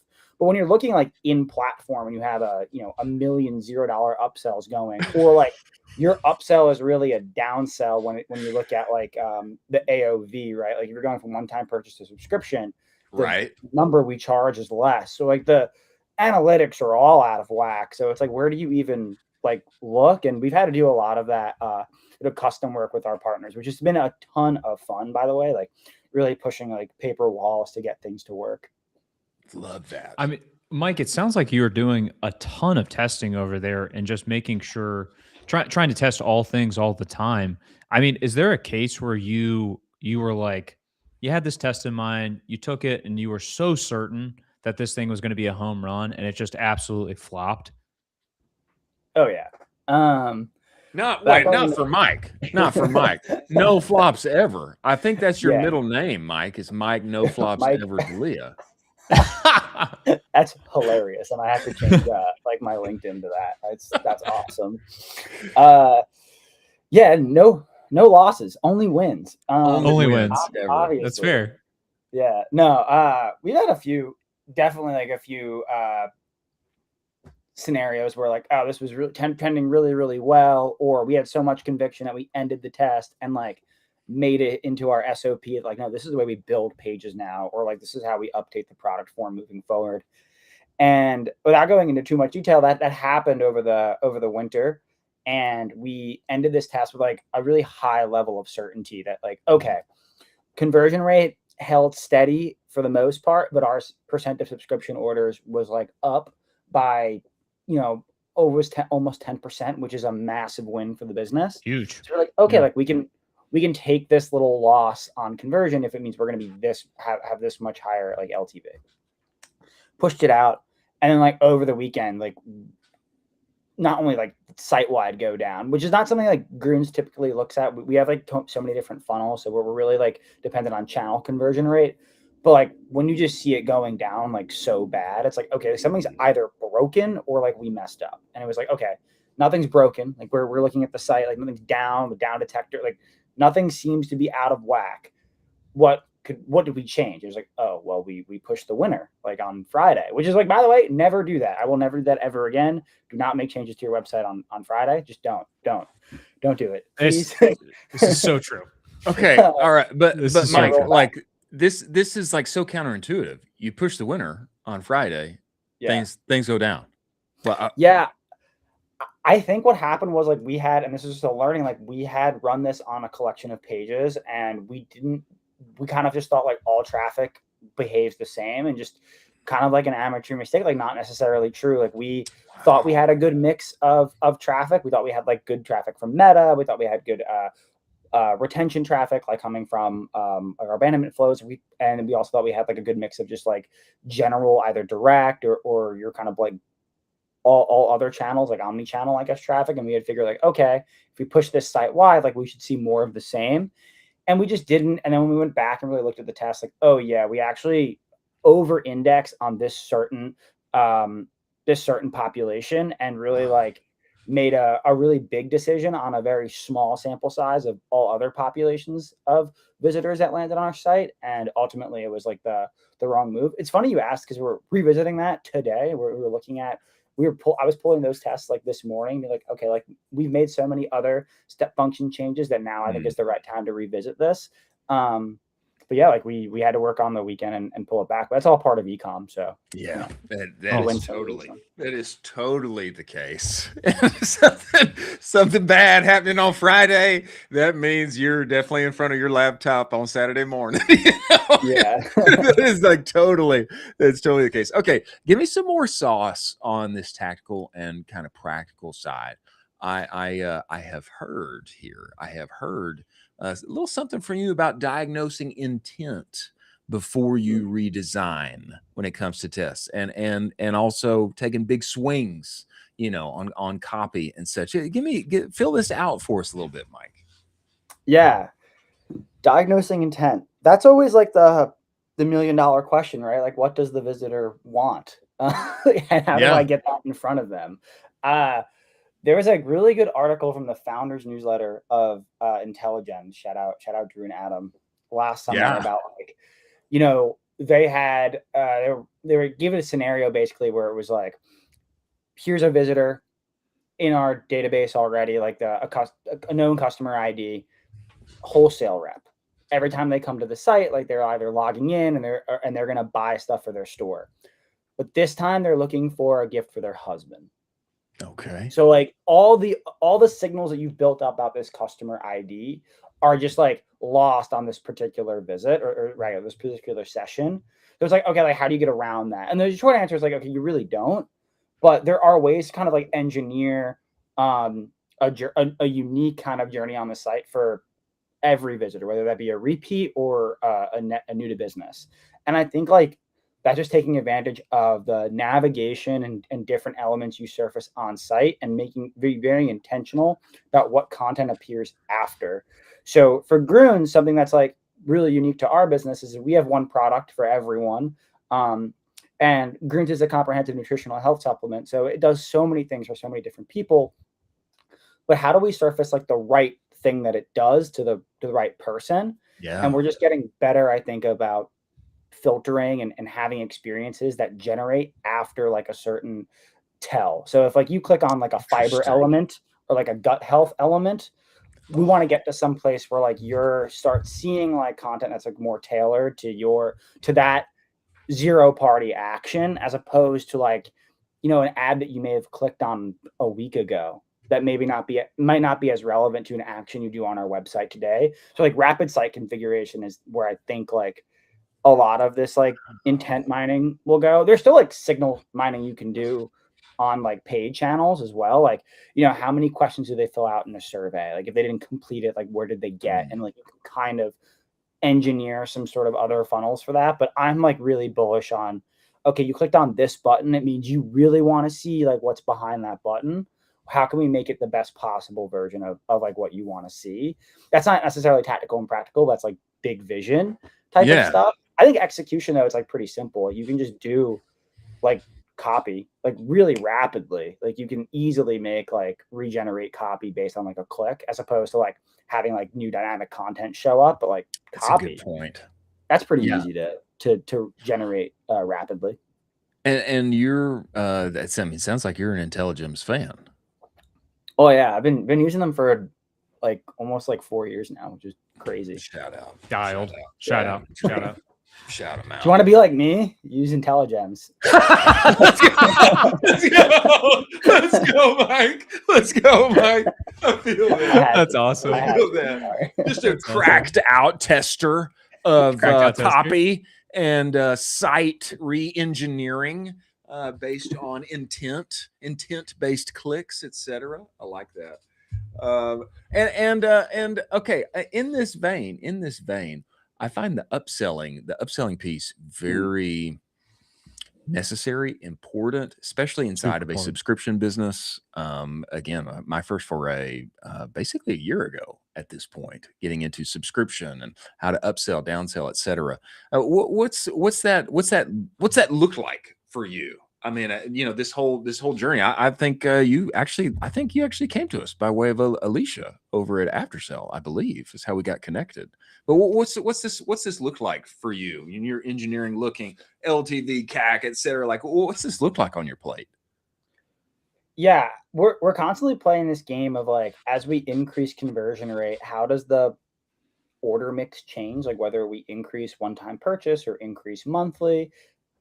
With those increases or decreases, however the order mix change, like what do we then need to go like back and right the ship? Okay, if we're increasing monthly orders, this is great. That means we have more volume for those monthly order.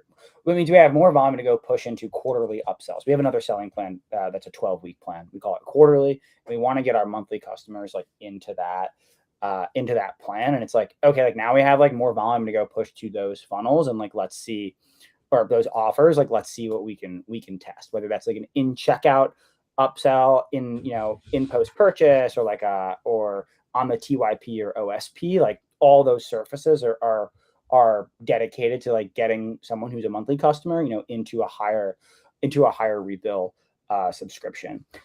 Same with a one-time purchase, the OTP. Like we're also saying, okay, if we increase a % of orders into OTP, that's ultimately not good. We want to go back and like solve that problem and keep one-time purchase like at bay. But should we like, where else can we like cast a net to try to like capture some of those folks who opted into one-time purchase, and how do we make them subscribers? So through after sale, we honestly have like 1 million touch points. Man, it's gotta be that we can say like, okay, like you make this selection, like this is what you're going to see in checkout and post purchase, on the thank you page, on order status, etc. And like really kind of like plug those holes. Yeah, I mean, like it's for Grüns, it's getting you into a subscription or a higher rebill subscription. For companies like Bridge and Groove Life, what was interesting was like it's all about kit building.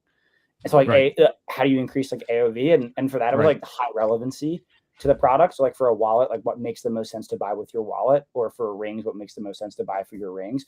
For Grüns, it's much different, and frankly a little bit harder, right, with these like hard rules we have in Shopify, but same sort of like architecture when it comes down to it, and placement. It just executed a lot differently.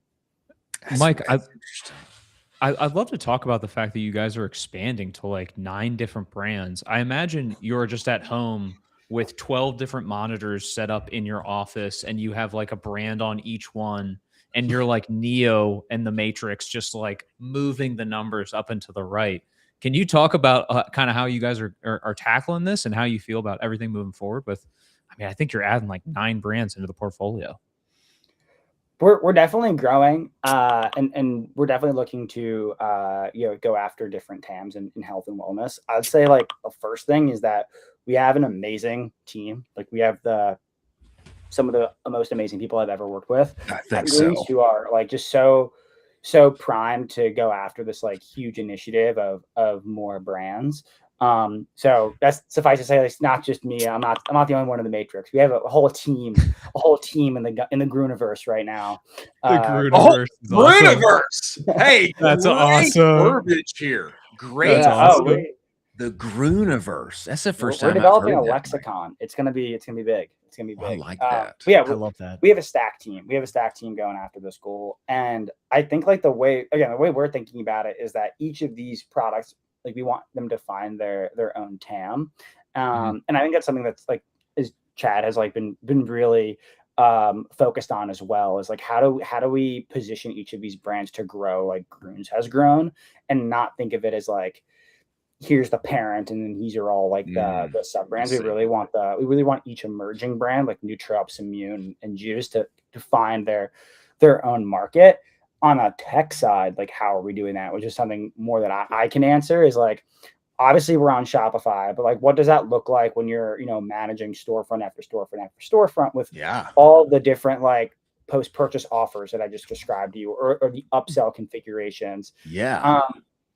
A lot of it's just been kind of like a big initiative on the e-com team now, is like, now that we're kind of like preparing for this scale, is like systematizing and just figuring out like the best way to sort of automate and use AI while building like the same like reliable infrastructure every time. Because once we get it repeatable, that's when we can go in and like make it more malleable per brand. And like, okay, like now we know little tweaks about like a Juice customer versus a NutriUps customer. But I think where we are to prepare for the scale is just focus on like, let's build like really robust systems that can grow with us and can handle the volume that we anticipate. I mean, Mike, with everything that you are doing on the testing side, on the tech side, to like push the numbers in your favor, like, and then doing that, across multiple brands, multiple stores. Like, I'm looking at Juice right now. This thing's gorgeous, man. It's a gorgeous looking website. I mean, the team is cracked. I didn't even really know what Juice was, to be honest. But now that I'm looking at it, it's like pre-energy anything, pre-anything energy gummies. You look at the websites, peachy pick. Oh, let's go. Let's go. We got them right here. Let's go, baby. Oh! Let's go, Juice. Let's go. The berry is lifting weights, which I think is so Let's awesome. go. And the gummy itself has like some really incredible detail. But yeah, Incredible, man. Incredible. You guys are cracked. Cracked, man. Wow. That's so exciting. That's so exciting, brother. Well, I mean, like so much ahead. There's like so much ahead for you. I mean, I would think, like obviously the big finish line in some ways that you guys it's actually it's like a new starting line. And man, you've got so many things on your plate now, and just continuing to do this up and to the right. Man, that's incredible, man. It's so exciting. Tell me this, Mike. Man, I can't find you on Twitter. I don't think you are there. Are you on X? If you are there, I cannot find you. Where do people find you and follow you, Mike? I'm not. I'm kind of low key. Maybe it's like the Gen Z in me. I'm not on X. I feel like there's a lot of millennial guys are on X, and I gotta. Oh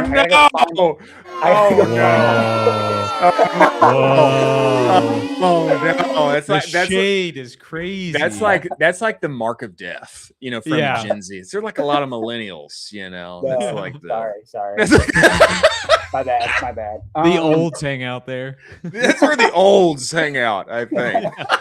No, you're right. I gotta get on there. But right now I'm just on LinkedIn. But honestly, the best way you can, see what I'm up to is go buy some gummies. See what we're cooking. Hopefully you get an A/B test and you tell me how it is. That's a good point. That's a good point. Everybody go to Grüns, go to Juiced. What are the other ones that are coming out here, Mike? It's Juiced. Yeah. Well, right now we have Grüns, obviously. Juiced are pre-anything gummy. We have Nootropes, which are functional nootropics. I take those every day. I love them. And then we have Immune, IMM, little umlaut, and then N. Yeah, it's our daily immunity gummy, which one of my favorite flavor experiences. It's got like sour pineapple, some black pepper in there. But those are our brands that are out there for now. But we definitely have more. We're definitely always looking for places to grow. So let's go. I need those immunes for when I'm traveling. Yes, they're great. They're great for traveling. Heck yeah. 100%. And the juice, I think the juiced would be perfect for me, except 75. He needs like 400 milligrams. I'm usually more of a 200 guy. I'm usually more of a 200 per shot guy, but I think this is a great idea, and obviously the team's cracked and continues to win. Mike, we appreciate you making the time to join us, brother. Everybody go and scour the interwebs to find Mike and get into his flows and A/B tests, and that's where you'll pick up the sauce. We appreciate you making the time to join us, Mike. We look forward to having you back. Congrats to you and the team, brother. Thank you, Mike.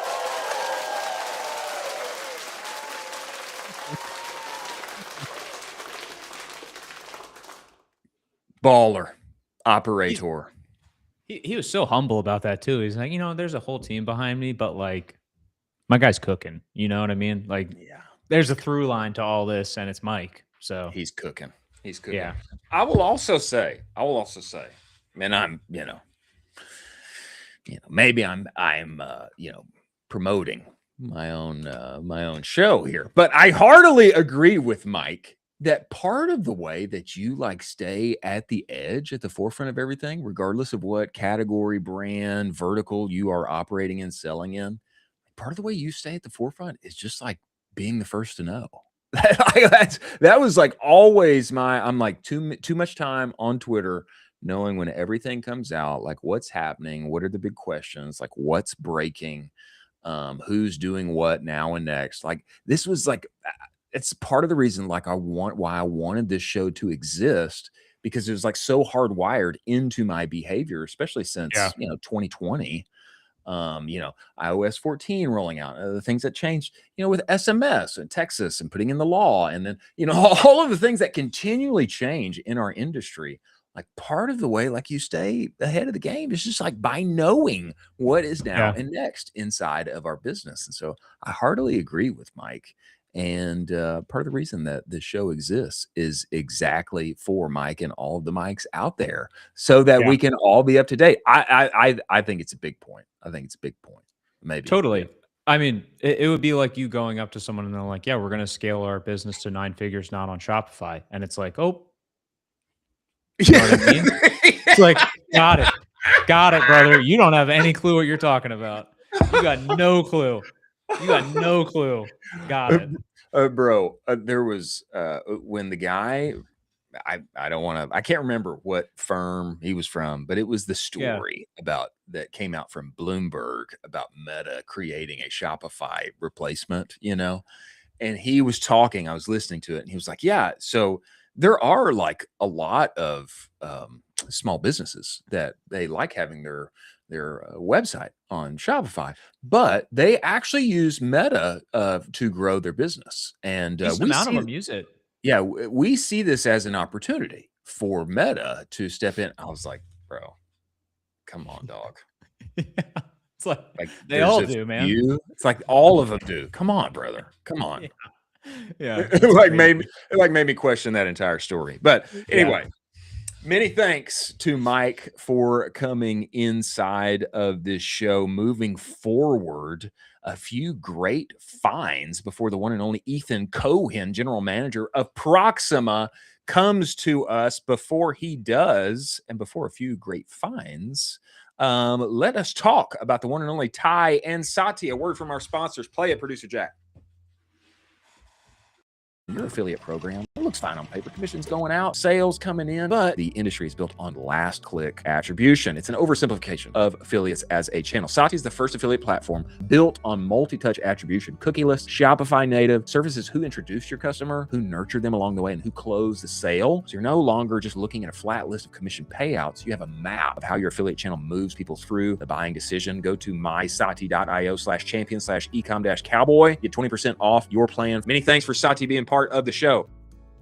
Your email provider and your tech stack probably only recognizes about a third of your returning shoppers. Everyone else, they're browsing anonymously, and your flows, they're just sit idle. Ty identifies up to 70% of your total site traffic and pushes those shoppers into the flows that you already run. Caraway, as an example, uses Ty's predict scoring to lift opens by 40%, clicks by 30%, while sending 20% fewer emails. Go book a walkthrough. Go to meetty.com/cowboy. When you do, tell them that Colin and I sent you today. Many thanks for Ty being part of the show.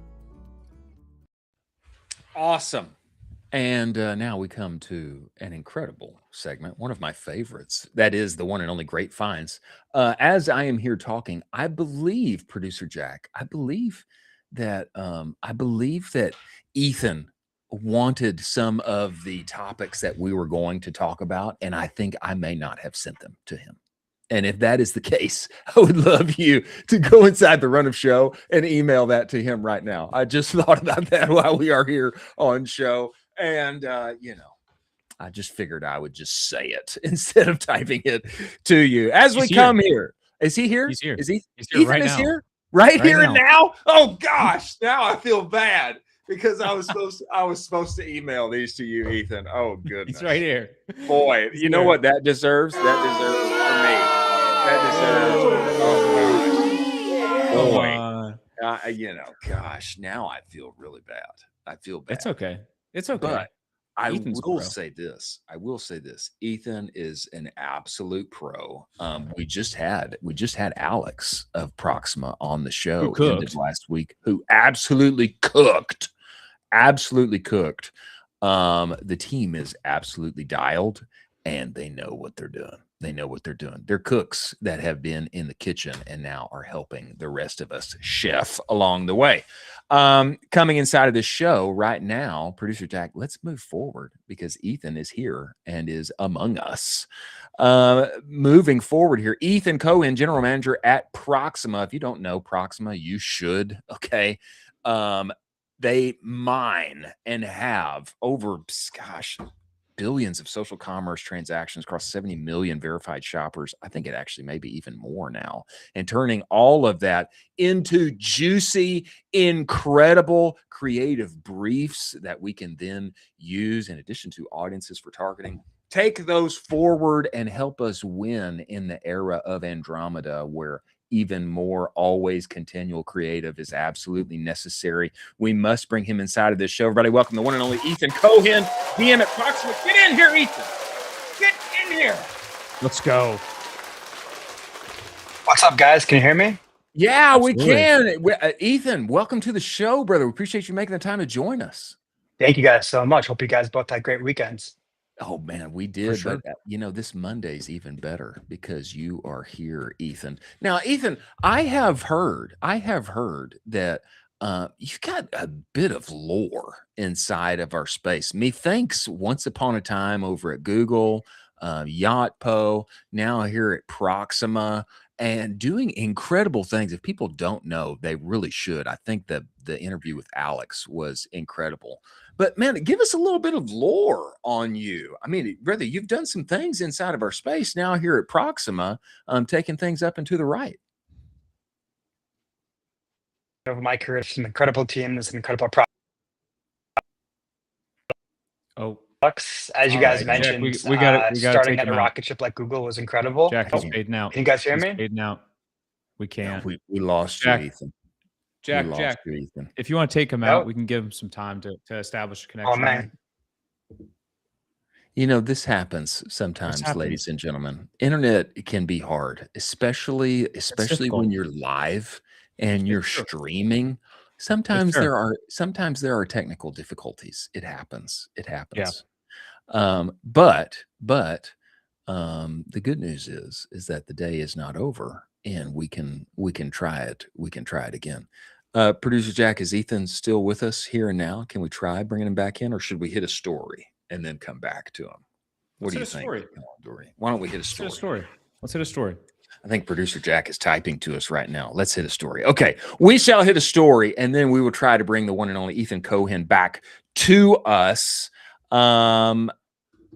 Biggest story inside of our great finds here. Apple smart glasses. Did you know that they are coming?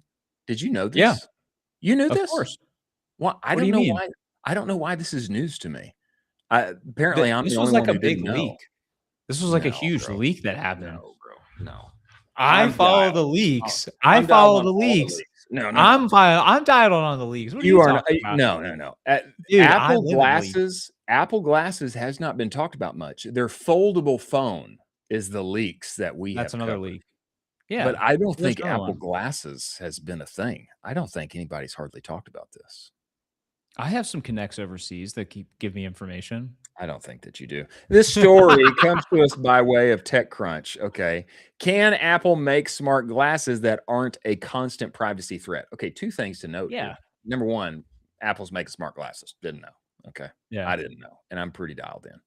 Number two, the privacy concern is a real thing. It's It is super a real real. thing. It's a real super thing. real. Somewhere in this article toward the bottom, it's a short article. But they are denoting, especially with Apple's like kind of ethos around privacy and which I don't know, maybe they've just created their own walled garden that behooves them and serves them well. But with all of their framing around privacy, like, is it going to be a problem for them to produce smart glasses that like people can record you with? Yeah. Okay. It's interesting they bring this up here in context with Meta. I read from the article now. Gurman reports that Apple has pushed back the launch target from early 2027, with the glasses now set for unveiling at Worldwide Developers Conference in June 2027. So we're looking about a year away. Actually becoming available by the end of that year. That delay allows Apple to work on the product itself and on the messaging around privacy. It sounds like the company has noticed the concerns around Meta's smart glasses, sometimes decried as, quote, pervert glasses. Wow. Yeah. That's a Brutal rough one. branding. Brutal. Pervert glasses is brutal. That's like crazy brutal. Being used to make non-consensual video recordings, that could be a bigger issue for Apple, which constantly emphasizes privacy in its marketing. Your thoughts on this, Colin Dougherty? Yeah, I mean, I think they already have seen what could potentially happen from kind of the bad side of things from Meta. Like Meta basically gave you the playbook on how to run glasses. They just need to get some really cool people. They just need to make sure those cool people are doing stuff, i.e., you do Kylie Jenner or one of these Jenners or another massive influencer that's doing cool stuff, POV style with the glasses. You honestly, you address a lot of the privacy concerns, and ideally you're focused on training the models with AI and you're not booting this out to a contractor who is reviewing that data, because that was a really bad leak that came out of Meta, and it is like not great to hear. And that branding Meta has tried to shake that branding very badly, because that is not fun positioning to be in from a product standpoint. And now they have to work through all of that, which I think they will. But Apple, again, super high quality, very elevated brand. They need to come out of this and really hit a home run here for a brand new product. Also, let me just say, like, you cannot include a camera. Like, it's possible. It's possible that could be like the winning like creation of this for consumer. If there are continual privacy concerns, like you just take the camera piece off like that. Like it may be okay. Would you be down if it like recorded voice though? Instead, no camera, it recorded voice, and then it replaced your AirPods. I don't know. And then gave you like a little AR. That'd be kind of like the best of both worlds for me. And there may be a version of this that eventually wins that just doesn't have a camera. I mean, I'm bringing that up. Now, moving forward here, he is back with us. I am talking about the one and only Ethan Cohen, General Manager at Proxima. We need to re-welcome him inside of the show. Everybody, welcome the one and only Ethan Cohen. Let's clap him in. Producer Nick. Ethan.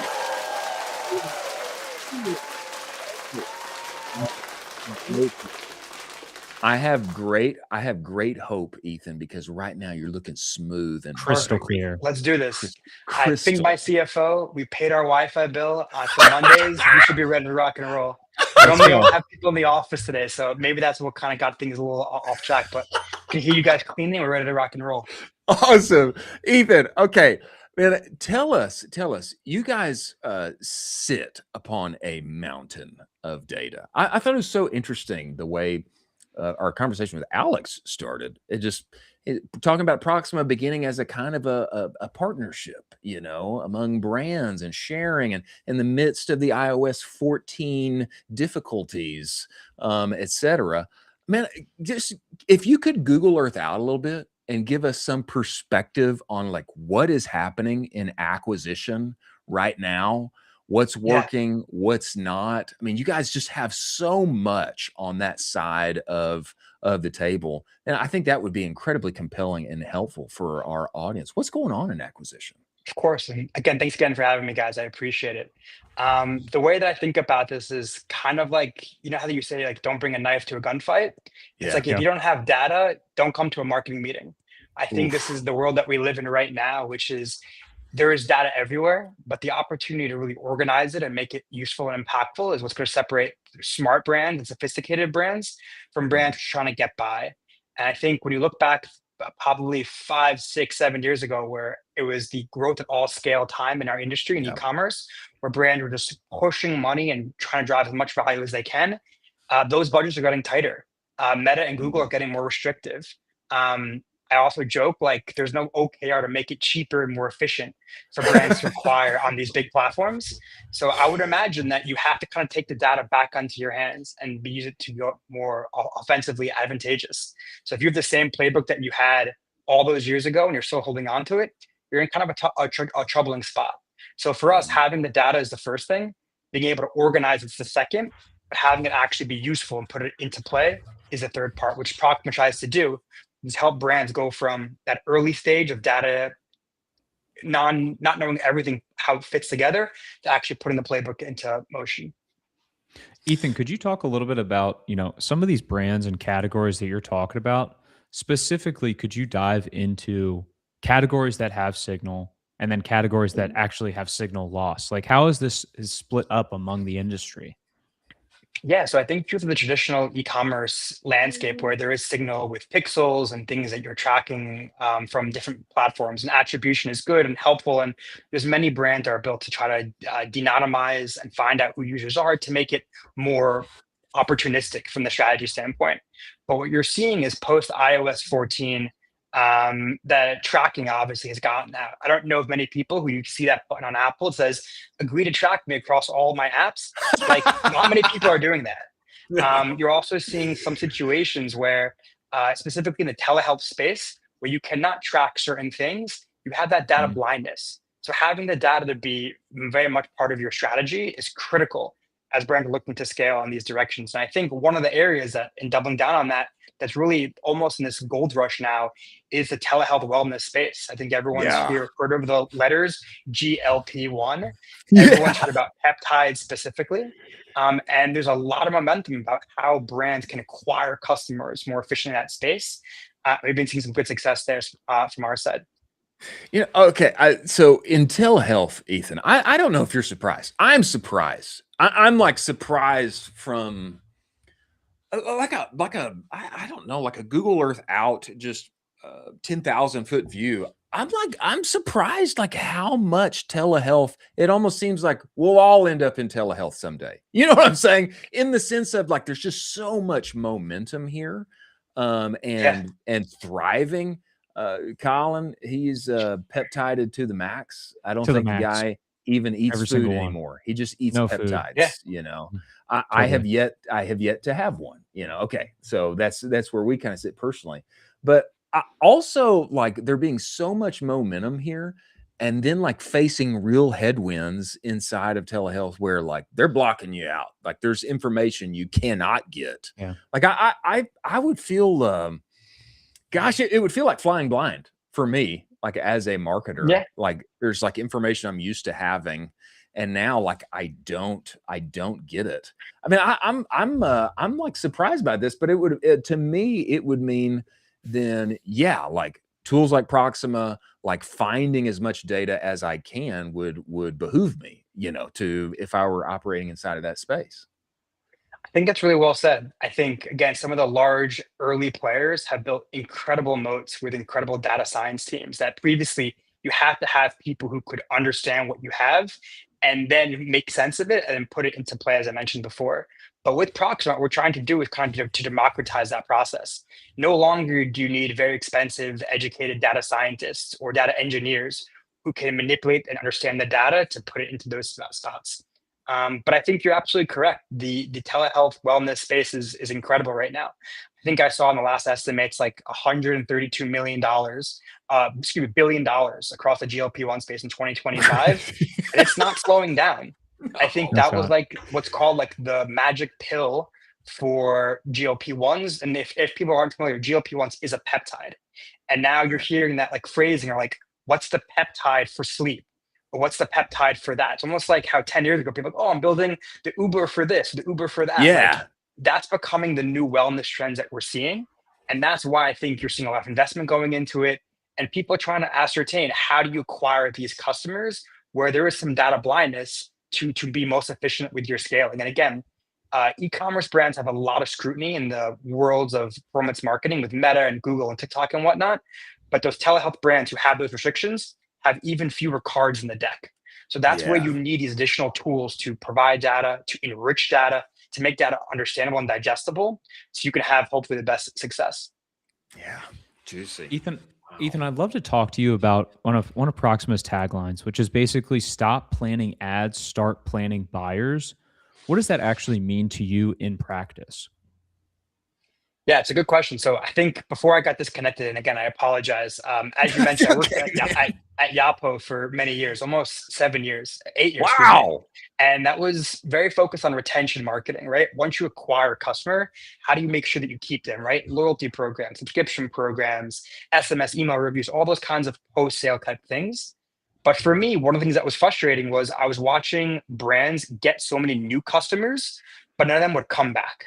There would be no retention strategy.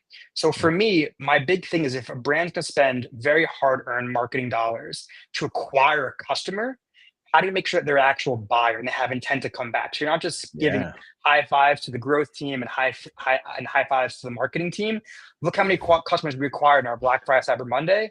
But you know that a good portion of those will become buyers and will come back time and time again. Versus a flash in the pan. I totally agree.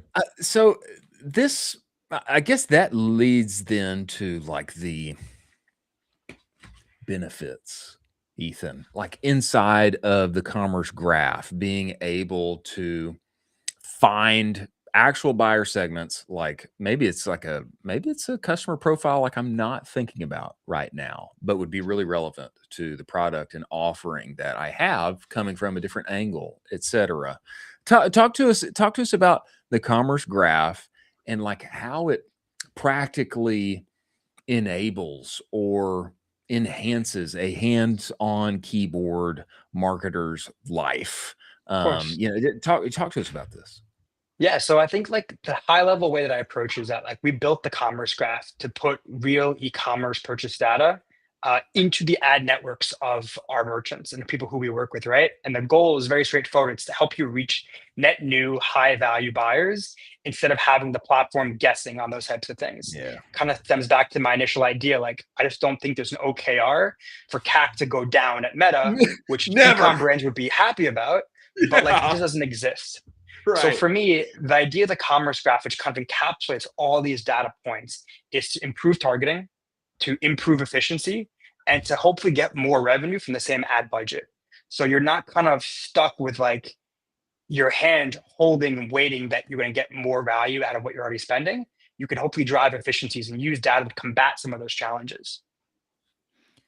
You know, Ethan, one interesting thing about all of this is within our community, I would say within the D2C community, everyone is talking about AI. AI is super hyped. Everyone within the D2C community is trying to figure out how to use AI within their business. Where do you see it where AI is basically changing acquisition, where AI is changing creative? And then where do you see that other piece of it where AI is a little bit in that hype area for D2C? It's a great question. And ultimately, things change consistently. I think you look at the model, you should look at all the things. If you put this and you timestamp this, I might be wrong in 3 months, I might be right in 6 months, and it might completely change. But the way that I see it right now is I see it as the sidecar. I see it as the co-pilot, the way Shopify talks about it or some other larger tech companies. I think if you're simply just taking your personas, your budget, and you're giving this to Claude and say, go on autopilot, you're going to maybe find some success. Maybe you might find some failure, who knows? But like, you're really kind of being very trusting of the AI. For me, what I think about is understanding the big data points that you have for your own customer base. Who returns most frequently? Who buys and doesn't come back? What product categories do you have? How are you expanding to new areas? What geographical success are you seeing? And you can use AI to consistently analyze all those key pieces. And then as you think about performance marketing, you can be more efficient with your targeting in those areas. So again, I think of it kind of as co-pilot. I still believe on the hands-on keys, the media buyer persona, the agencies, the individual growth areas, but you have to find a way to use the data to be on the offense. And the analogy that I also think about is, I don't know how familiar your audience might be, is kind of Bloomberg terminals, right? Like anyone can buy trucks and stocks online, but the best traders demand a Bloomberg terminal. And for those of you who aren't familiar, it's, I think $30,000 a year or whatever to basically have all these data points. That's kind of what I want to envision here, where if you're a media buyer or growth manager, you don't want to have just all the data in your hands. You want to have it constantly refreshed daily, and you want to have it digestible so you can make actionable points. When to push the spend up, when to push the spend down, when to play with different creatives. So I think like that human nature is still there, but I think that AI is going to make that human way more efficient versus the guessing. And this is what we were doing 6 months ago. Let's keep doing it. Ethan, here's something that I have noticed with you and Alex, particularly, and it's analogous to what we just experienced when we were out at .dev, Colin. You know, we were talking with a number of execs from Shopify. Of course, we had Harley, but the thing that you notice when you talk with them, like it would just like slip out, is that they were a merchant also. In addition to like building Shopify, you know, it's like they've got their peanut butter brand or they've got their tea brand, etc. When I talk with you, Firebelly tea, yeah, exactly. Firebelly tea, the peanut butter, backyard peanut butter. Like there's all these like little, it just like slip out every now and again. When I talk with you and Alex, you get this sense, and it's real, it's actual. Like you guys didn't just like spin up an AI company. You know, it's like we're just going to spin up a SaaS, and we don't really know anything about e-commerce, but it seems like a good opportunity here. And no, like you guys have like been in it, like like what the community needs, like the pain points and problems that people have, and so that you can speak when it comes to acquisition or when it comes to particular verticals, like you can speak like with specificity. And I think that makes a real difference inside of our Appreciate ecosystem. it. Yeah. That's why I'm bringing this out. I think when you have been in the ecosystem and operating, you at Google, Yotpo for years, now you're here at Proxima. Alex, of course, like, gosh, the guy was like managing Bill's money, and like, Doing a lot of stuff. having all of these brands, and now here at Proxima, like I think like having been in it and been in the ecosystem and serving all of the different sides of our community, I think it like makes a real difference. Like, would you agree? I mean, that's the sense that I get. I mean, ultimately, I think anyone who's worth their weight would agree that you don't own your community, and it's rented. It rents to every single week, and you have to be responsible. Where if a brand's going to give you money each week or every month or year, whatever your billing cycles are, you're responsible not only to provide value, but to stay ahead of the current. There's a very fine line between being a vendor versus a partner. And I think for me, that's demonstrated really well with our ecosystem, that like if you provide a value that actually people want to talk to, they want to join your calls, they want to join your advisory boards, they want to be part of that solution that you're building, you're on the right track. So for us, it's definitely, I think, that entrepreneurial spirit that I think a lot of us have shared. And it's a good reminder that I need to go invest some more time into my brand that I have as a side project, which is neglected. Oh, Ethan. See, I'm not gonna do a little demo here, but for another day, we'll talk about it. Okay, for another day. See, this is the incredible thing. Like you talk, and then something will just slip out there. Like, oh yeah, my brand over here. See, this is good, and it's a great sign. It's a great sign for all of us in the space and everybody that needs to be working with Proxima. Ethan, man, we appreciate you making the time to join us, brother. Where can people find you? Like follow you, like talk with you. What's that look like? Give us the whole list. I'm on LinkedIn way more than any other platform. I'm on X or Twitter, not a whole bunch, more of like a follower kind of person. But I'm based here in New York. Love meeting people in person. I think there's so much that we lost during the COVID time with Zoom and everyone. Always down for a coffee, always down to grab a conversation in person. And always down to help. I'm really fortunate. A lot of people helped me over my career as I scaled from Google into Yotpo. So if there's people who are looking for direction, either in e-commerce, other industries, always down to chat. So always available. And thanks again, Chris and Colin, for the time and letting me join you guys. I appreciate it. Ethan, we are coming to New York City in October, and I think we need to see one another and grab a coffee while we are there. I'll bust out the cowboy hat too for another day. You guys, my photos. We ran a whole campaign at Yotpo called "There's a New Sheriff in Town." And I got the whole team in cowboy hats and everything, and always down for it. Love it. Love it. We love that. Ethan, we appreciate you making the time to join us. We look forward to having you back, man. Thank you, brother. Thank you, gentlemen. Take care.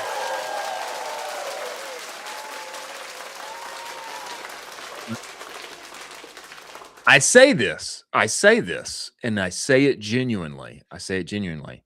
That, like, they just slipped out right there at the end of the conversation. Like, oh yeah, that reminds me. Like, I need to go invest in my brand over here that's on the side, and like that is a great sign. It's a great sign. I think it's a great sign. I think it's a great sign for agencies, service partners, software partners, the people that you're working with, that you're talking to, that you're learning from, you're collaborating together. When they are in the thing themselves and doing it themselves, then it says a lot about the solutions that they are building to serve not only the ecosystem at large, but also to serve themselves, because they are in it to win it. It's a great sign. And I loved it. This has come out with Shopify several times, and now it's come out with Proxima here twice in a short period of time. It's a great sign. You love to see that because they understand the nuance and the context of the questions that you're actually asking them. Yeah, absolutely. Incredible. Great conversation with Ethan Cohen, and we recovered the internet like a boss. We just got recovered there. You love to see it. Moving forward here, some great finds time on our way. Methinks it is time to have a word from our sponsors over at Proxima and Universal Ads. Play it, Jack. If your growth is plateauing on search and social, it's time to rethink TV. Universal Ads makes it simple for D2C brands to run TV campaigns designed for performance without the usual mystery of getting involved with television. You get both premium streaming and linear inventory all in the same place, okay? You're reaching net new target audiences outside of the same crowded social feeds. We're all spending our dollars today. There's no hidden markups or fees. Campaign setup and management. It's just like search and social. You get running minutes. TV that's designed, that delivers for performance marketers. Go to universalads.com. Use code UA Cowboy. You can get $1,500 in matched ad credits. Many thanks for Universal Ads being part of the show. Your buyer data already knows what ad you need to make next. You just can't read it yet. Most brands and marketers brief from instinct. Okay, what's our best performing ad? Let's change a little bit. Proxima changes the input here. Read your conversions against real shoppers across 2,000 plus e-commerce brands. Shows you exactly who's buying, what else they respond to, and where your account has gaps. You just wire up Meta, wire up Shopify. Proxima begins to map every conversion back to a real buyer segment inside the commerce graph. And no longer are you briefing from a blank page. You get a feed of creative briefs. First 3 briefs are going to be free for you every single month. Go to Proxima.ai. Stop the slop. Many thanks for Proxima being part of the show. Let's go. I am very bullish on Proxima. Let's After go. these 2 conversations, man, if you're Let's not go. bullish, something going on.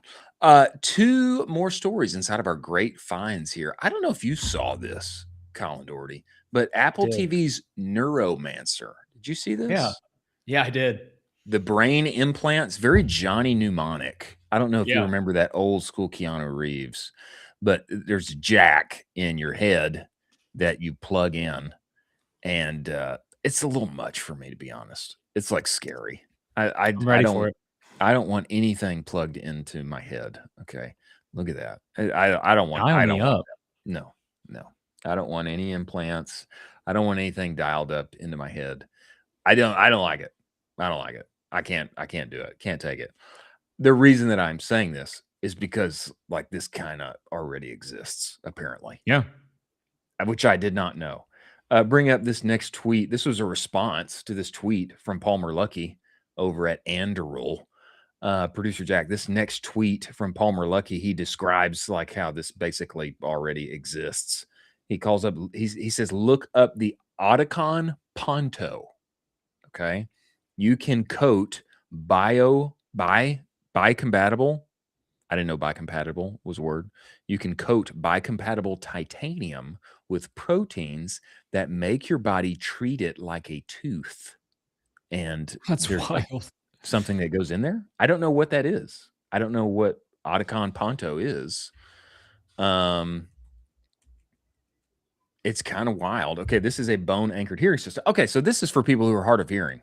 If you're hard of hearing. Okay, that makes sense. I get that. Yeah. This isn't for funsies.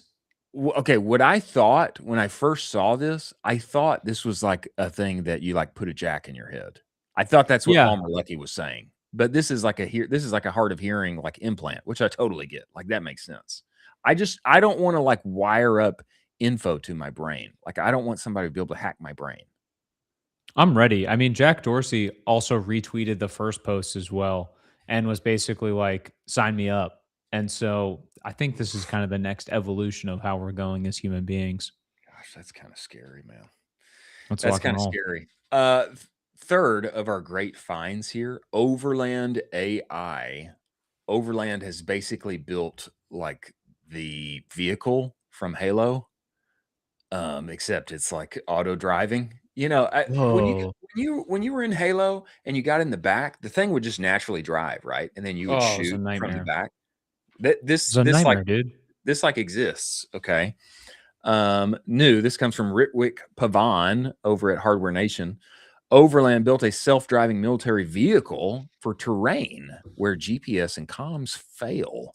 I don't know how it's driving without GPS and comms, but Ultra is an autonomous off-road ground vehicle built to move through contested environments without a human driver. Drives off-road without GPS, prior maps, or constant operator control. How is it driving? Like no maps, no GPS, no constant operator control. I don't know.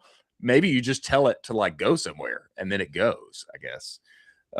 Uses onboard autonomy to pick routes in real time, carries up to 1,000 pounds of payload, can be configured for logistics, ISR drones, counter UAS, or weapons, reaches 35 miles per hour, up to 100 miles of range, won a $20 million U.S. Marine Corps production contract. Startup has raised more than 100 mil from investors, including 8VC, P72 VC, and Overmatch. Looks pretty cool. Looks pretty cool. It's essentially, it's the Halo. It's like the Halo vehicle, and you don't have to drive it. You just sit in it, do your thing. Dude, don't even get me started on the Halo for online. When you would do duos and someone would jump in and drive for you, and then you were the gunner, I would always be like, no, dude, go left, go left. The guy's over on the left. And then he's trying to like navigate, and you're like, no, dude, now he's on the right. And it's just turned into chaos. Just turns into pure chaos. This is the future of the military, though, is like full autonomous tanks and or vehicles with just badass technology in it. It kind of makes me think like this may be the future of like truck deliveries and of course like Amazon deliveries, drones, etc. But maybe even larger things like semis and all, like human out of the loop. Like you just say like go there and it goes, you know? Yeah, I mean that was the whole promise of oh god, who was the company that went bankrupt? But it was basically autonomous EVs. And they went bankrupt because of, they were just moving cash around in not the correct way. But that's been the promise for a couple of years now. Wild to see that the future is now, ladies and gentlemen. Coming. It's wild. It's here, just not evenly distributed. Moving forward, a little closing time, some words of wisdom on our way. A word from our sponsors over at Northbeam and Intelligems. Play it, Producer Jack. What is the next big idea that could change your business? Is it a price change, adding subscriptions, maybe a new bundle, strategy, or an app? Discovering and testing those high growth opportunities is exactly why Intelligems exists. It's an AI powered testing platform, helps you find the changes worth making. If you're looking for your next big idea, they have you covered. Go to intelligems.io/audit. In just a few minutes, you're going to have 3 ideas that you can test today. Totally free, AI powered audit. Go talk with Intelligems. Get the next new big idea for your business. Many thanks for Intelligems being part of the show. If you're in the ads manager all day long, you know the problem. Every platform takes credit. Every dashboard tells a different story. Meta says this, TikTok says that, Shopify says I made this much, I spent that much. Sometimes it's hard to know which ad platform is telling the truth. Northbeam fixes this with their own proprietary data. Starting from the actual purchase, rebuilding the customer journey from real orders, real clicks, real verified ad views, and then pushing that measurement back into the ad platform so they optimize on what's actually driving your revenue, not what those platforms assume is driving your revenue. Start measuring what was previously unmeasurable. Go to northbeam.io, book your demo today. Many thanks for Northbeam being part of the show. Words of wisdom in our closing time here, ladies and gentlemen. First is beware thy packaging. A $23.8 million verdict was just handed down in favor of Van Leeuwen. Is that how I say this? Van Leeuwen? This Van brand? Leeuwen. Van Leeuwen. Van Leeuwen. Are you sure? Yeah, Van Leeuwen. Big fan of this ice cream. Bet your life on it. I mean, how much are we betting here? Oh yeah. $500? Oh yeah. More than that. I don't want to take the bet. But dude, I love ice cream. I love Van Leeuwen. Van Leeuwen. Recent decision in a case. Did you have Van Leeuwen last night? I had some last night. Wow. Recent decision in a case cookie sandwich between Van Leeuwen and Rebel Ice Creams provides an instructive discussion of trade dress protection. I did not know that this word existed. Trade dress protection, this verbiage. First time hearing it for me. For consumer product packaging, the limitations of commonly asserted defenses in packaging cases and the circumstances under which a court may award a defender's profits as a remedy for infringement. In this case, Van Leeuwen, scroll down, Producer Jack, so the good people can see the comparisons here. They are pretty close. They're pretty close. I mean, it's not exact. It's not exact, but it's not. It's $23 million worth of it's close enough, apparently.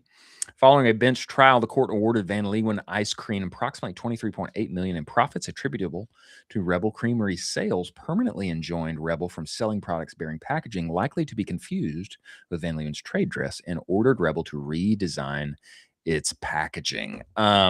Beware, beware, dear consumer operator, beware thy packaging. man, that's a lot of money. Number one, 23 mil to come up with. Number two, they have to redesign all of their packaging like now. I don't know Yeah, what it's happens to the ice cream that they already have in stores and the ice cream that's already been ordered and is being created. House. You just have to toss all that? Oh yeah, for sure. You can't. Yeah, I mean, what are you going to That's do like, now? that sounds like it's like ending the business, is what it sounds like. Probably. Trademark infringement's no joke. Also, packaging and design infringement's no joke. I mean, it would be hilarious if like they hired the same exact designer and the designer was like, "Yeah, I think this is a good design for you guys to use." And they're like, "Oh, this is great." Like if this ends up coming out as the same designer, like they would then sue that designer probably, and then they would find some way to offset all of this. But this is brutal. I mean, they also did it. They knew that this looked so similar going forward. You got to do your homework better than that. You can't just go to market with something that looks exactly like it unless you're doing very obviously parity law under which this would be allowed. It's how fake Starbucks was able to get pushed out as a coffee chain because it was saying it's fake Starbucks. I'm a parody of Starbucks. But you have to be very obvious about it. You can't be like cheeky, haha, we're going to try to confuse you. You get a lawsuit thrown at you really quick and the business is over. Fake Starbucks. So you got to go fake Crush. Van Leeuwen. You could. So you hypothetically could do that and then argue that it's parody law, and then you could probably do it. Wild. Yeah. Wild. Maybe not worth it, ladies and gentlemen. Probably not worth it. Differentiate thy packaging. Words of wisdom here from Sean Frank. Lean in. Platform alignment. He says strategic alignment. As a brand, you are just a tiny little vendor to most of your partners. We work with the largest companies on earth. Amazon, Meta, Google, all multi-trillion-dollar businesses who can make us or ban us. We live and die by their algo changes. True. Their internal politics. True. And their priorities. True. My advice, lean in. Lean in. We cannot beat them. Google said we had to get off credit cards. Just us. Other people could still use them, but I had to go to invoicing. This seemed unfair. I owed them $2 million, so I didn't pay. I would send the reps photos of my credit card. If they wanted the money, here it is. Just bill me. They banned my account. Ouch. I had to cave. We have no leverage over the multi-trillion-dollar empires. What can we do? Find what matters to them and deliver that. I had dinner with a top 5 exec at TikTok. He told me they have 3 things that matter right now. Number 1, getting higher AOV brands on TikTok Shop. Number 2, getting those brands to use their FBA competitor, fulfilled by TikTok, I would assume. Number 3, having those brands live stream. If you do all 3, millions and millions of free dollars. Right now, TikTok is just giving customers discounts left and right. I don't pay for it. I get the full AOV in my bank account, a huge subsidy for customers because TikTok wants to build a real Amazon competitor.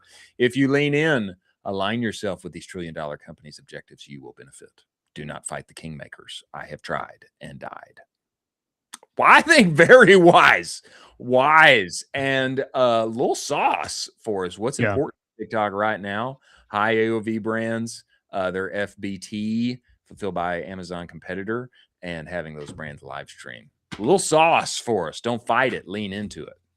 Yeah, a lot of sauce dropped here, but I think more importantly, the biggest piece of this is don't fight the wave of money that's coming at you. You need to figure out how to ride said wave of money instead, because you're going to lose if you try to fight that wave of money. It is going to bury you, and you're going to lose every single time. These companies have unlimited dollars. The closest thing to unlimited dollars possible. You just need to align with them and ride. It is what it is, and we must make our way in the world. Diversify or die. And gentlemen, diversify or die and lean in to what they want. Number 3 here, Roman Khan, producing a bit of an educational how-to on how to sell one's business. He says, I'm going to do a Loom educational video on how to sell a D2C business. I'm in the midst of selling one right now. I own 12%. 60 million in revenue, 15% EBIT, non-recurring revenue, 25% repeat, 35% Amazon and the rest.com, 0% retail. We had 4 LOIs after a 6-month process of dating prospective buyers. Deal almost fell apart 3 times. Problem was that no one wanted to lend the buyer money to buy our business. They are using 25% equity. The rest is loan and seller financing. Number one key takeaway from this process, if you're not in a sexy category in e-com, you need to socialize with prospective financial sponsors well in advance. Perhaps prior to the boom and bust of aggregators, you did not need to, but now you do. I'd also say that you need to do a QOE. What is QOE here? What is this? What does this mean? I don't know what a QOE is. I don't know. Ahead of running the process, we lost a lot of momentum, not having everything lined up. 2 out of 4 LOIs came from PEs that I know and have a relationship with. Very important. They were also the strongest offers on the table. Your takeaways from this, Colin? QOE stands for quality of earnings. Yeah, I completely agree with this. Trying to sell your business. One of my best friends within the space gave me the best advice when I was trying to sell my e-commerce business. And he had a super real conversation with me. And he was like, do you even know if anyone wants to buy it? Ouchie. And that hit you like a ton of bricks because there are people building right now with the assumption that someone is going to buy it. And that's not always the case. It's not always the case. And also, are you even built to sell? That is a very clear distinction, that you are built to sell. You have everything clear. You have all the data cleaned up, all of the above, and you've built this thing into something that people actually want to buy. And so I say that to be like, yeah, you can get an LOI, but like if you clean all that stuff up and make it really, really attractive, you get a lot of LOIs. Time to make some friends. Time to make some friends and find your way in. That's my takeaway. That's my takeaway. Producer Jack, let us move forward. Let's save our CPM sauce from Phil Keel for tomorrow. Let us move forward to our moment of Zen. And before we get there, a word from our sponsors over at Postscript. Play it, Jack. There's a reason when people make a switch from whatever SMS partner they have at Postscript, they see a plus 22% increase in SMS revenue on average. Now, I didn't see that. I saw a whole lot more. We went from making very little money on SMS to being the top 1% account in their entire platform inside of a year. And the secret is, I just did what they said. And what they are saying is that you're leaving money on the table when your customers text you back. Go get the conversation report, directtoconsumer.co/the conversation report. The good news is Postscript's AI shopper can now have one-to-one conversations with your customers at scale. Many thanks for Postscript being part of the show. A little moment of Zen, ladies and gentlemen. A little moment of Zen as we close out our show here. A little reason to get up in the morning. Don't we all need that? Methinks that we do. Ikigai, let's go. Ikigai. Do you know this? You've heard this Brother, term I'm hip to Ikigai. Have you read the book about Ikigai? I have not. I find it interesting to pronounce. Ikigai. Yeah. I thought it was Ikagi. No. It is not. It's Ikigai, apparently. Ikigai, which sounds like almost an insult. Ooh, what an Ikigai. But that's not the case here. It is the Japanese idea of discovering your reason to get up in the morning. Perfectly explains. This comes to us by way of Marin Istvanich. Perfectly explains my obsession with media buying and Facebook ads. Scroll down here, Producer Jack, and show us the goods here in this graphic. Everything changed once you find yours. I flirted with the idea of going pro in football. Methinks he means soccer, but I knew I wasn't built to be the standout. Haven't found your Ikigai yet? Kick things off with these questions. What you love, what the world needs, what you can be paid for, what you are good at, passion, mission, profession, vocation, finding the middle of those, and you have found purpose and reason to get up in the morning. Final words from you, Colin Dougherty, as we leave today's show here. Words of wisdom. go find your Ikigai. Go find your Ikigai, and we don't mean a male that you don't want to hang out with.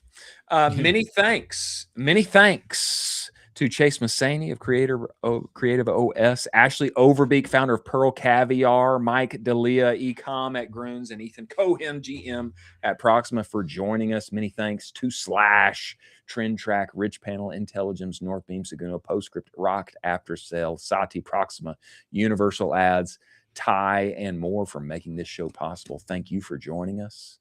We will be back tomorrow, and we will see you on the other side.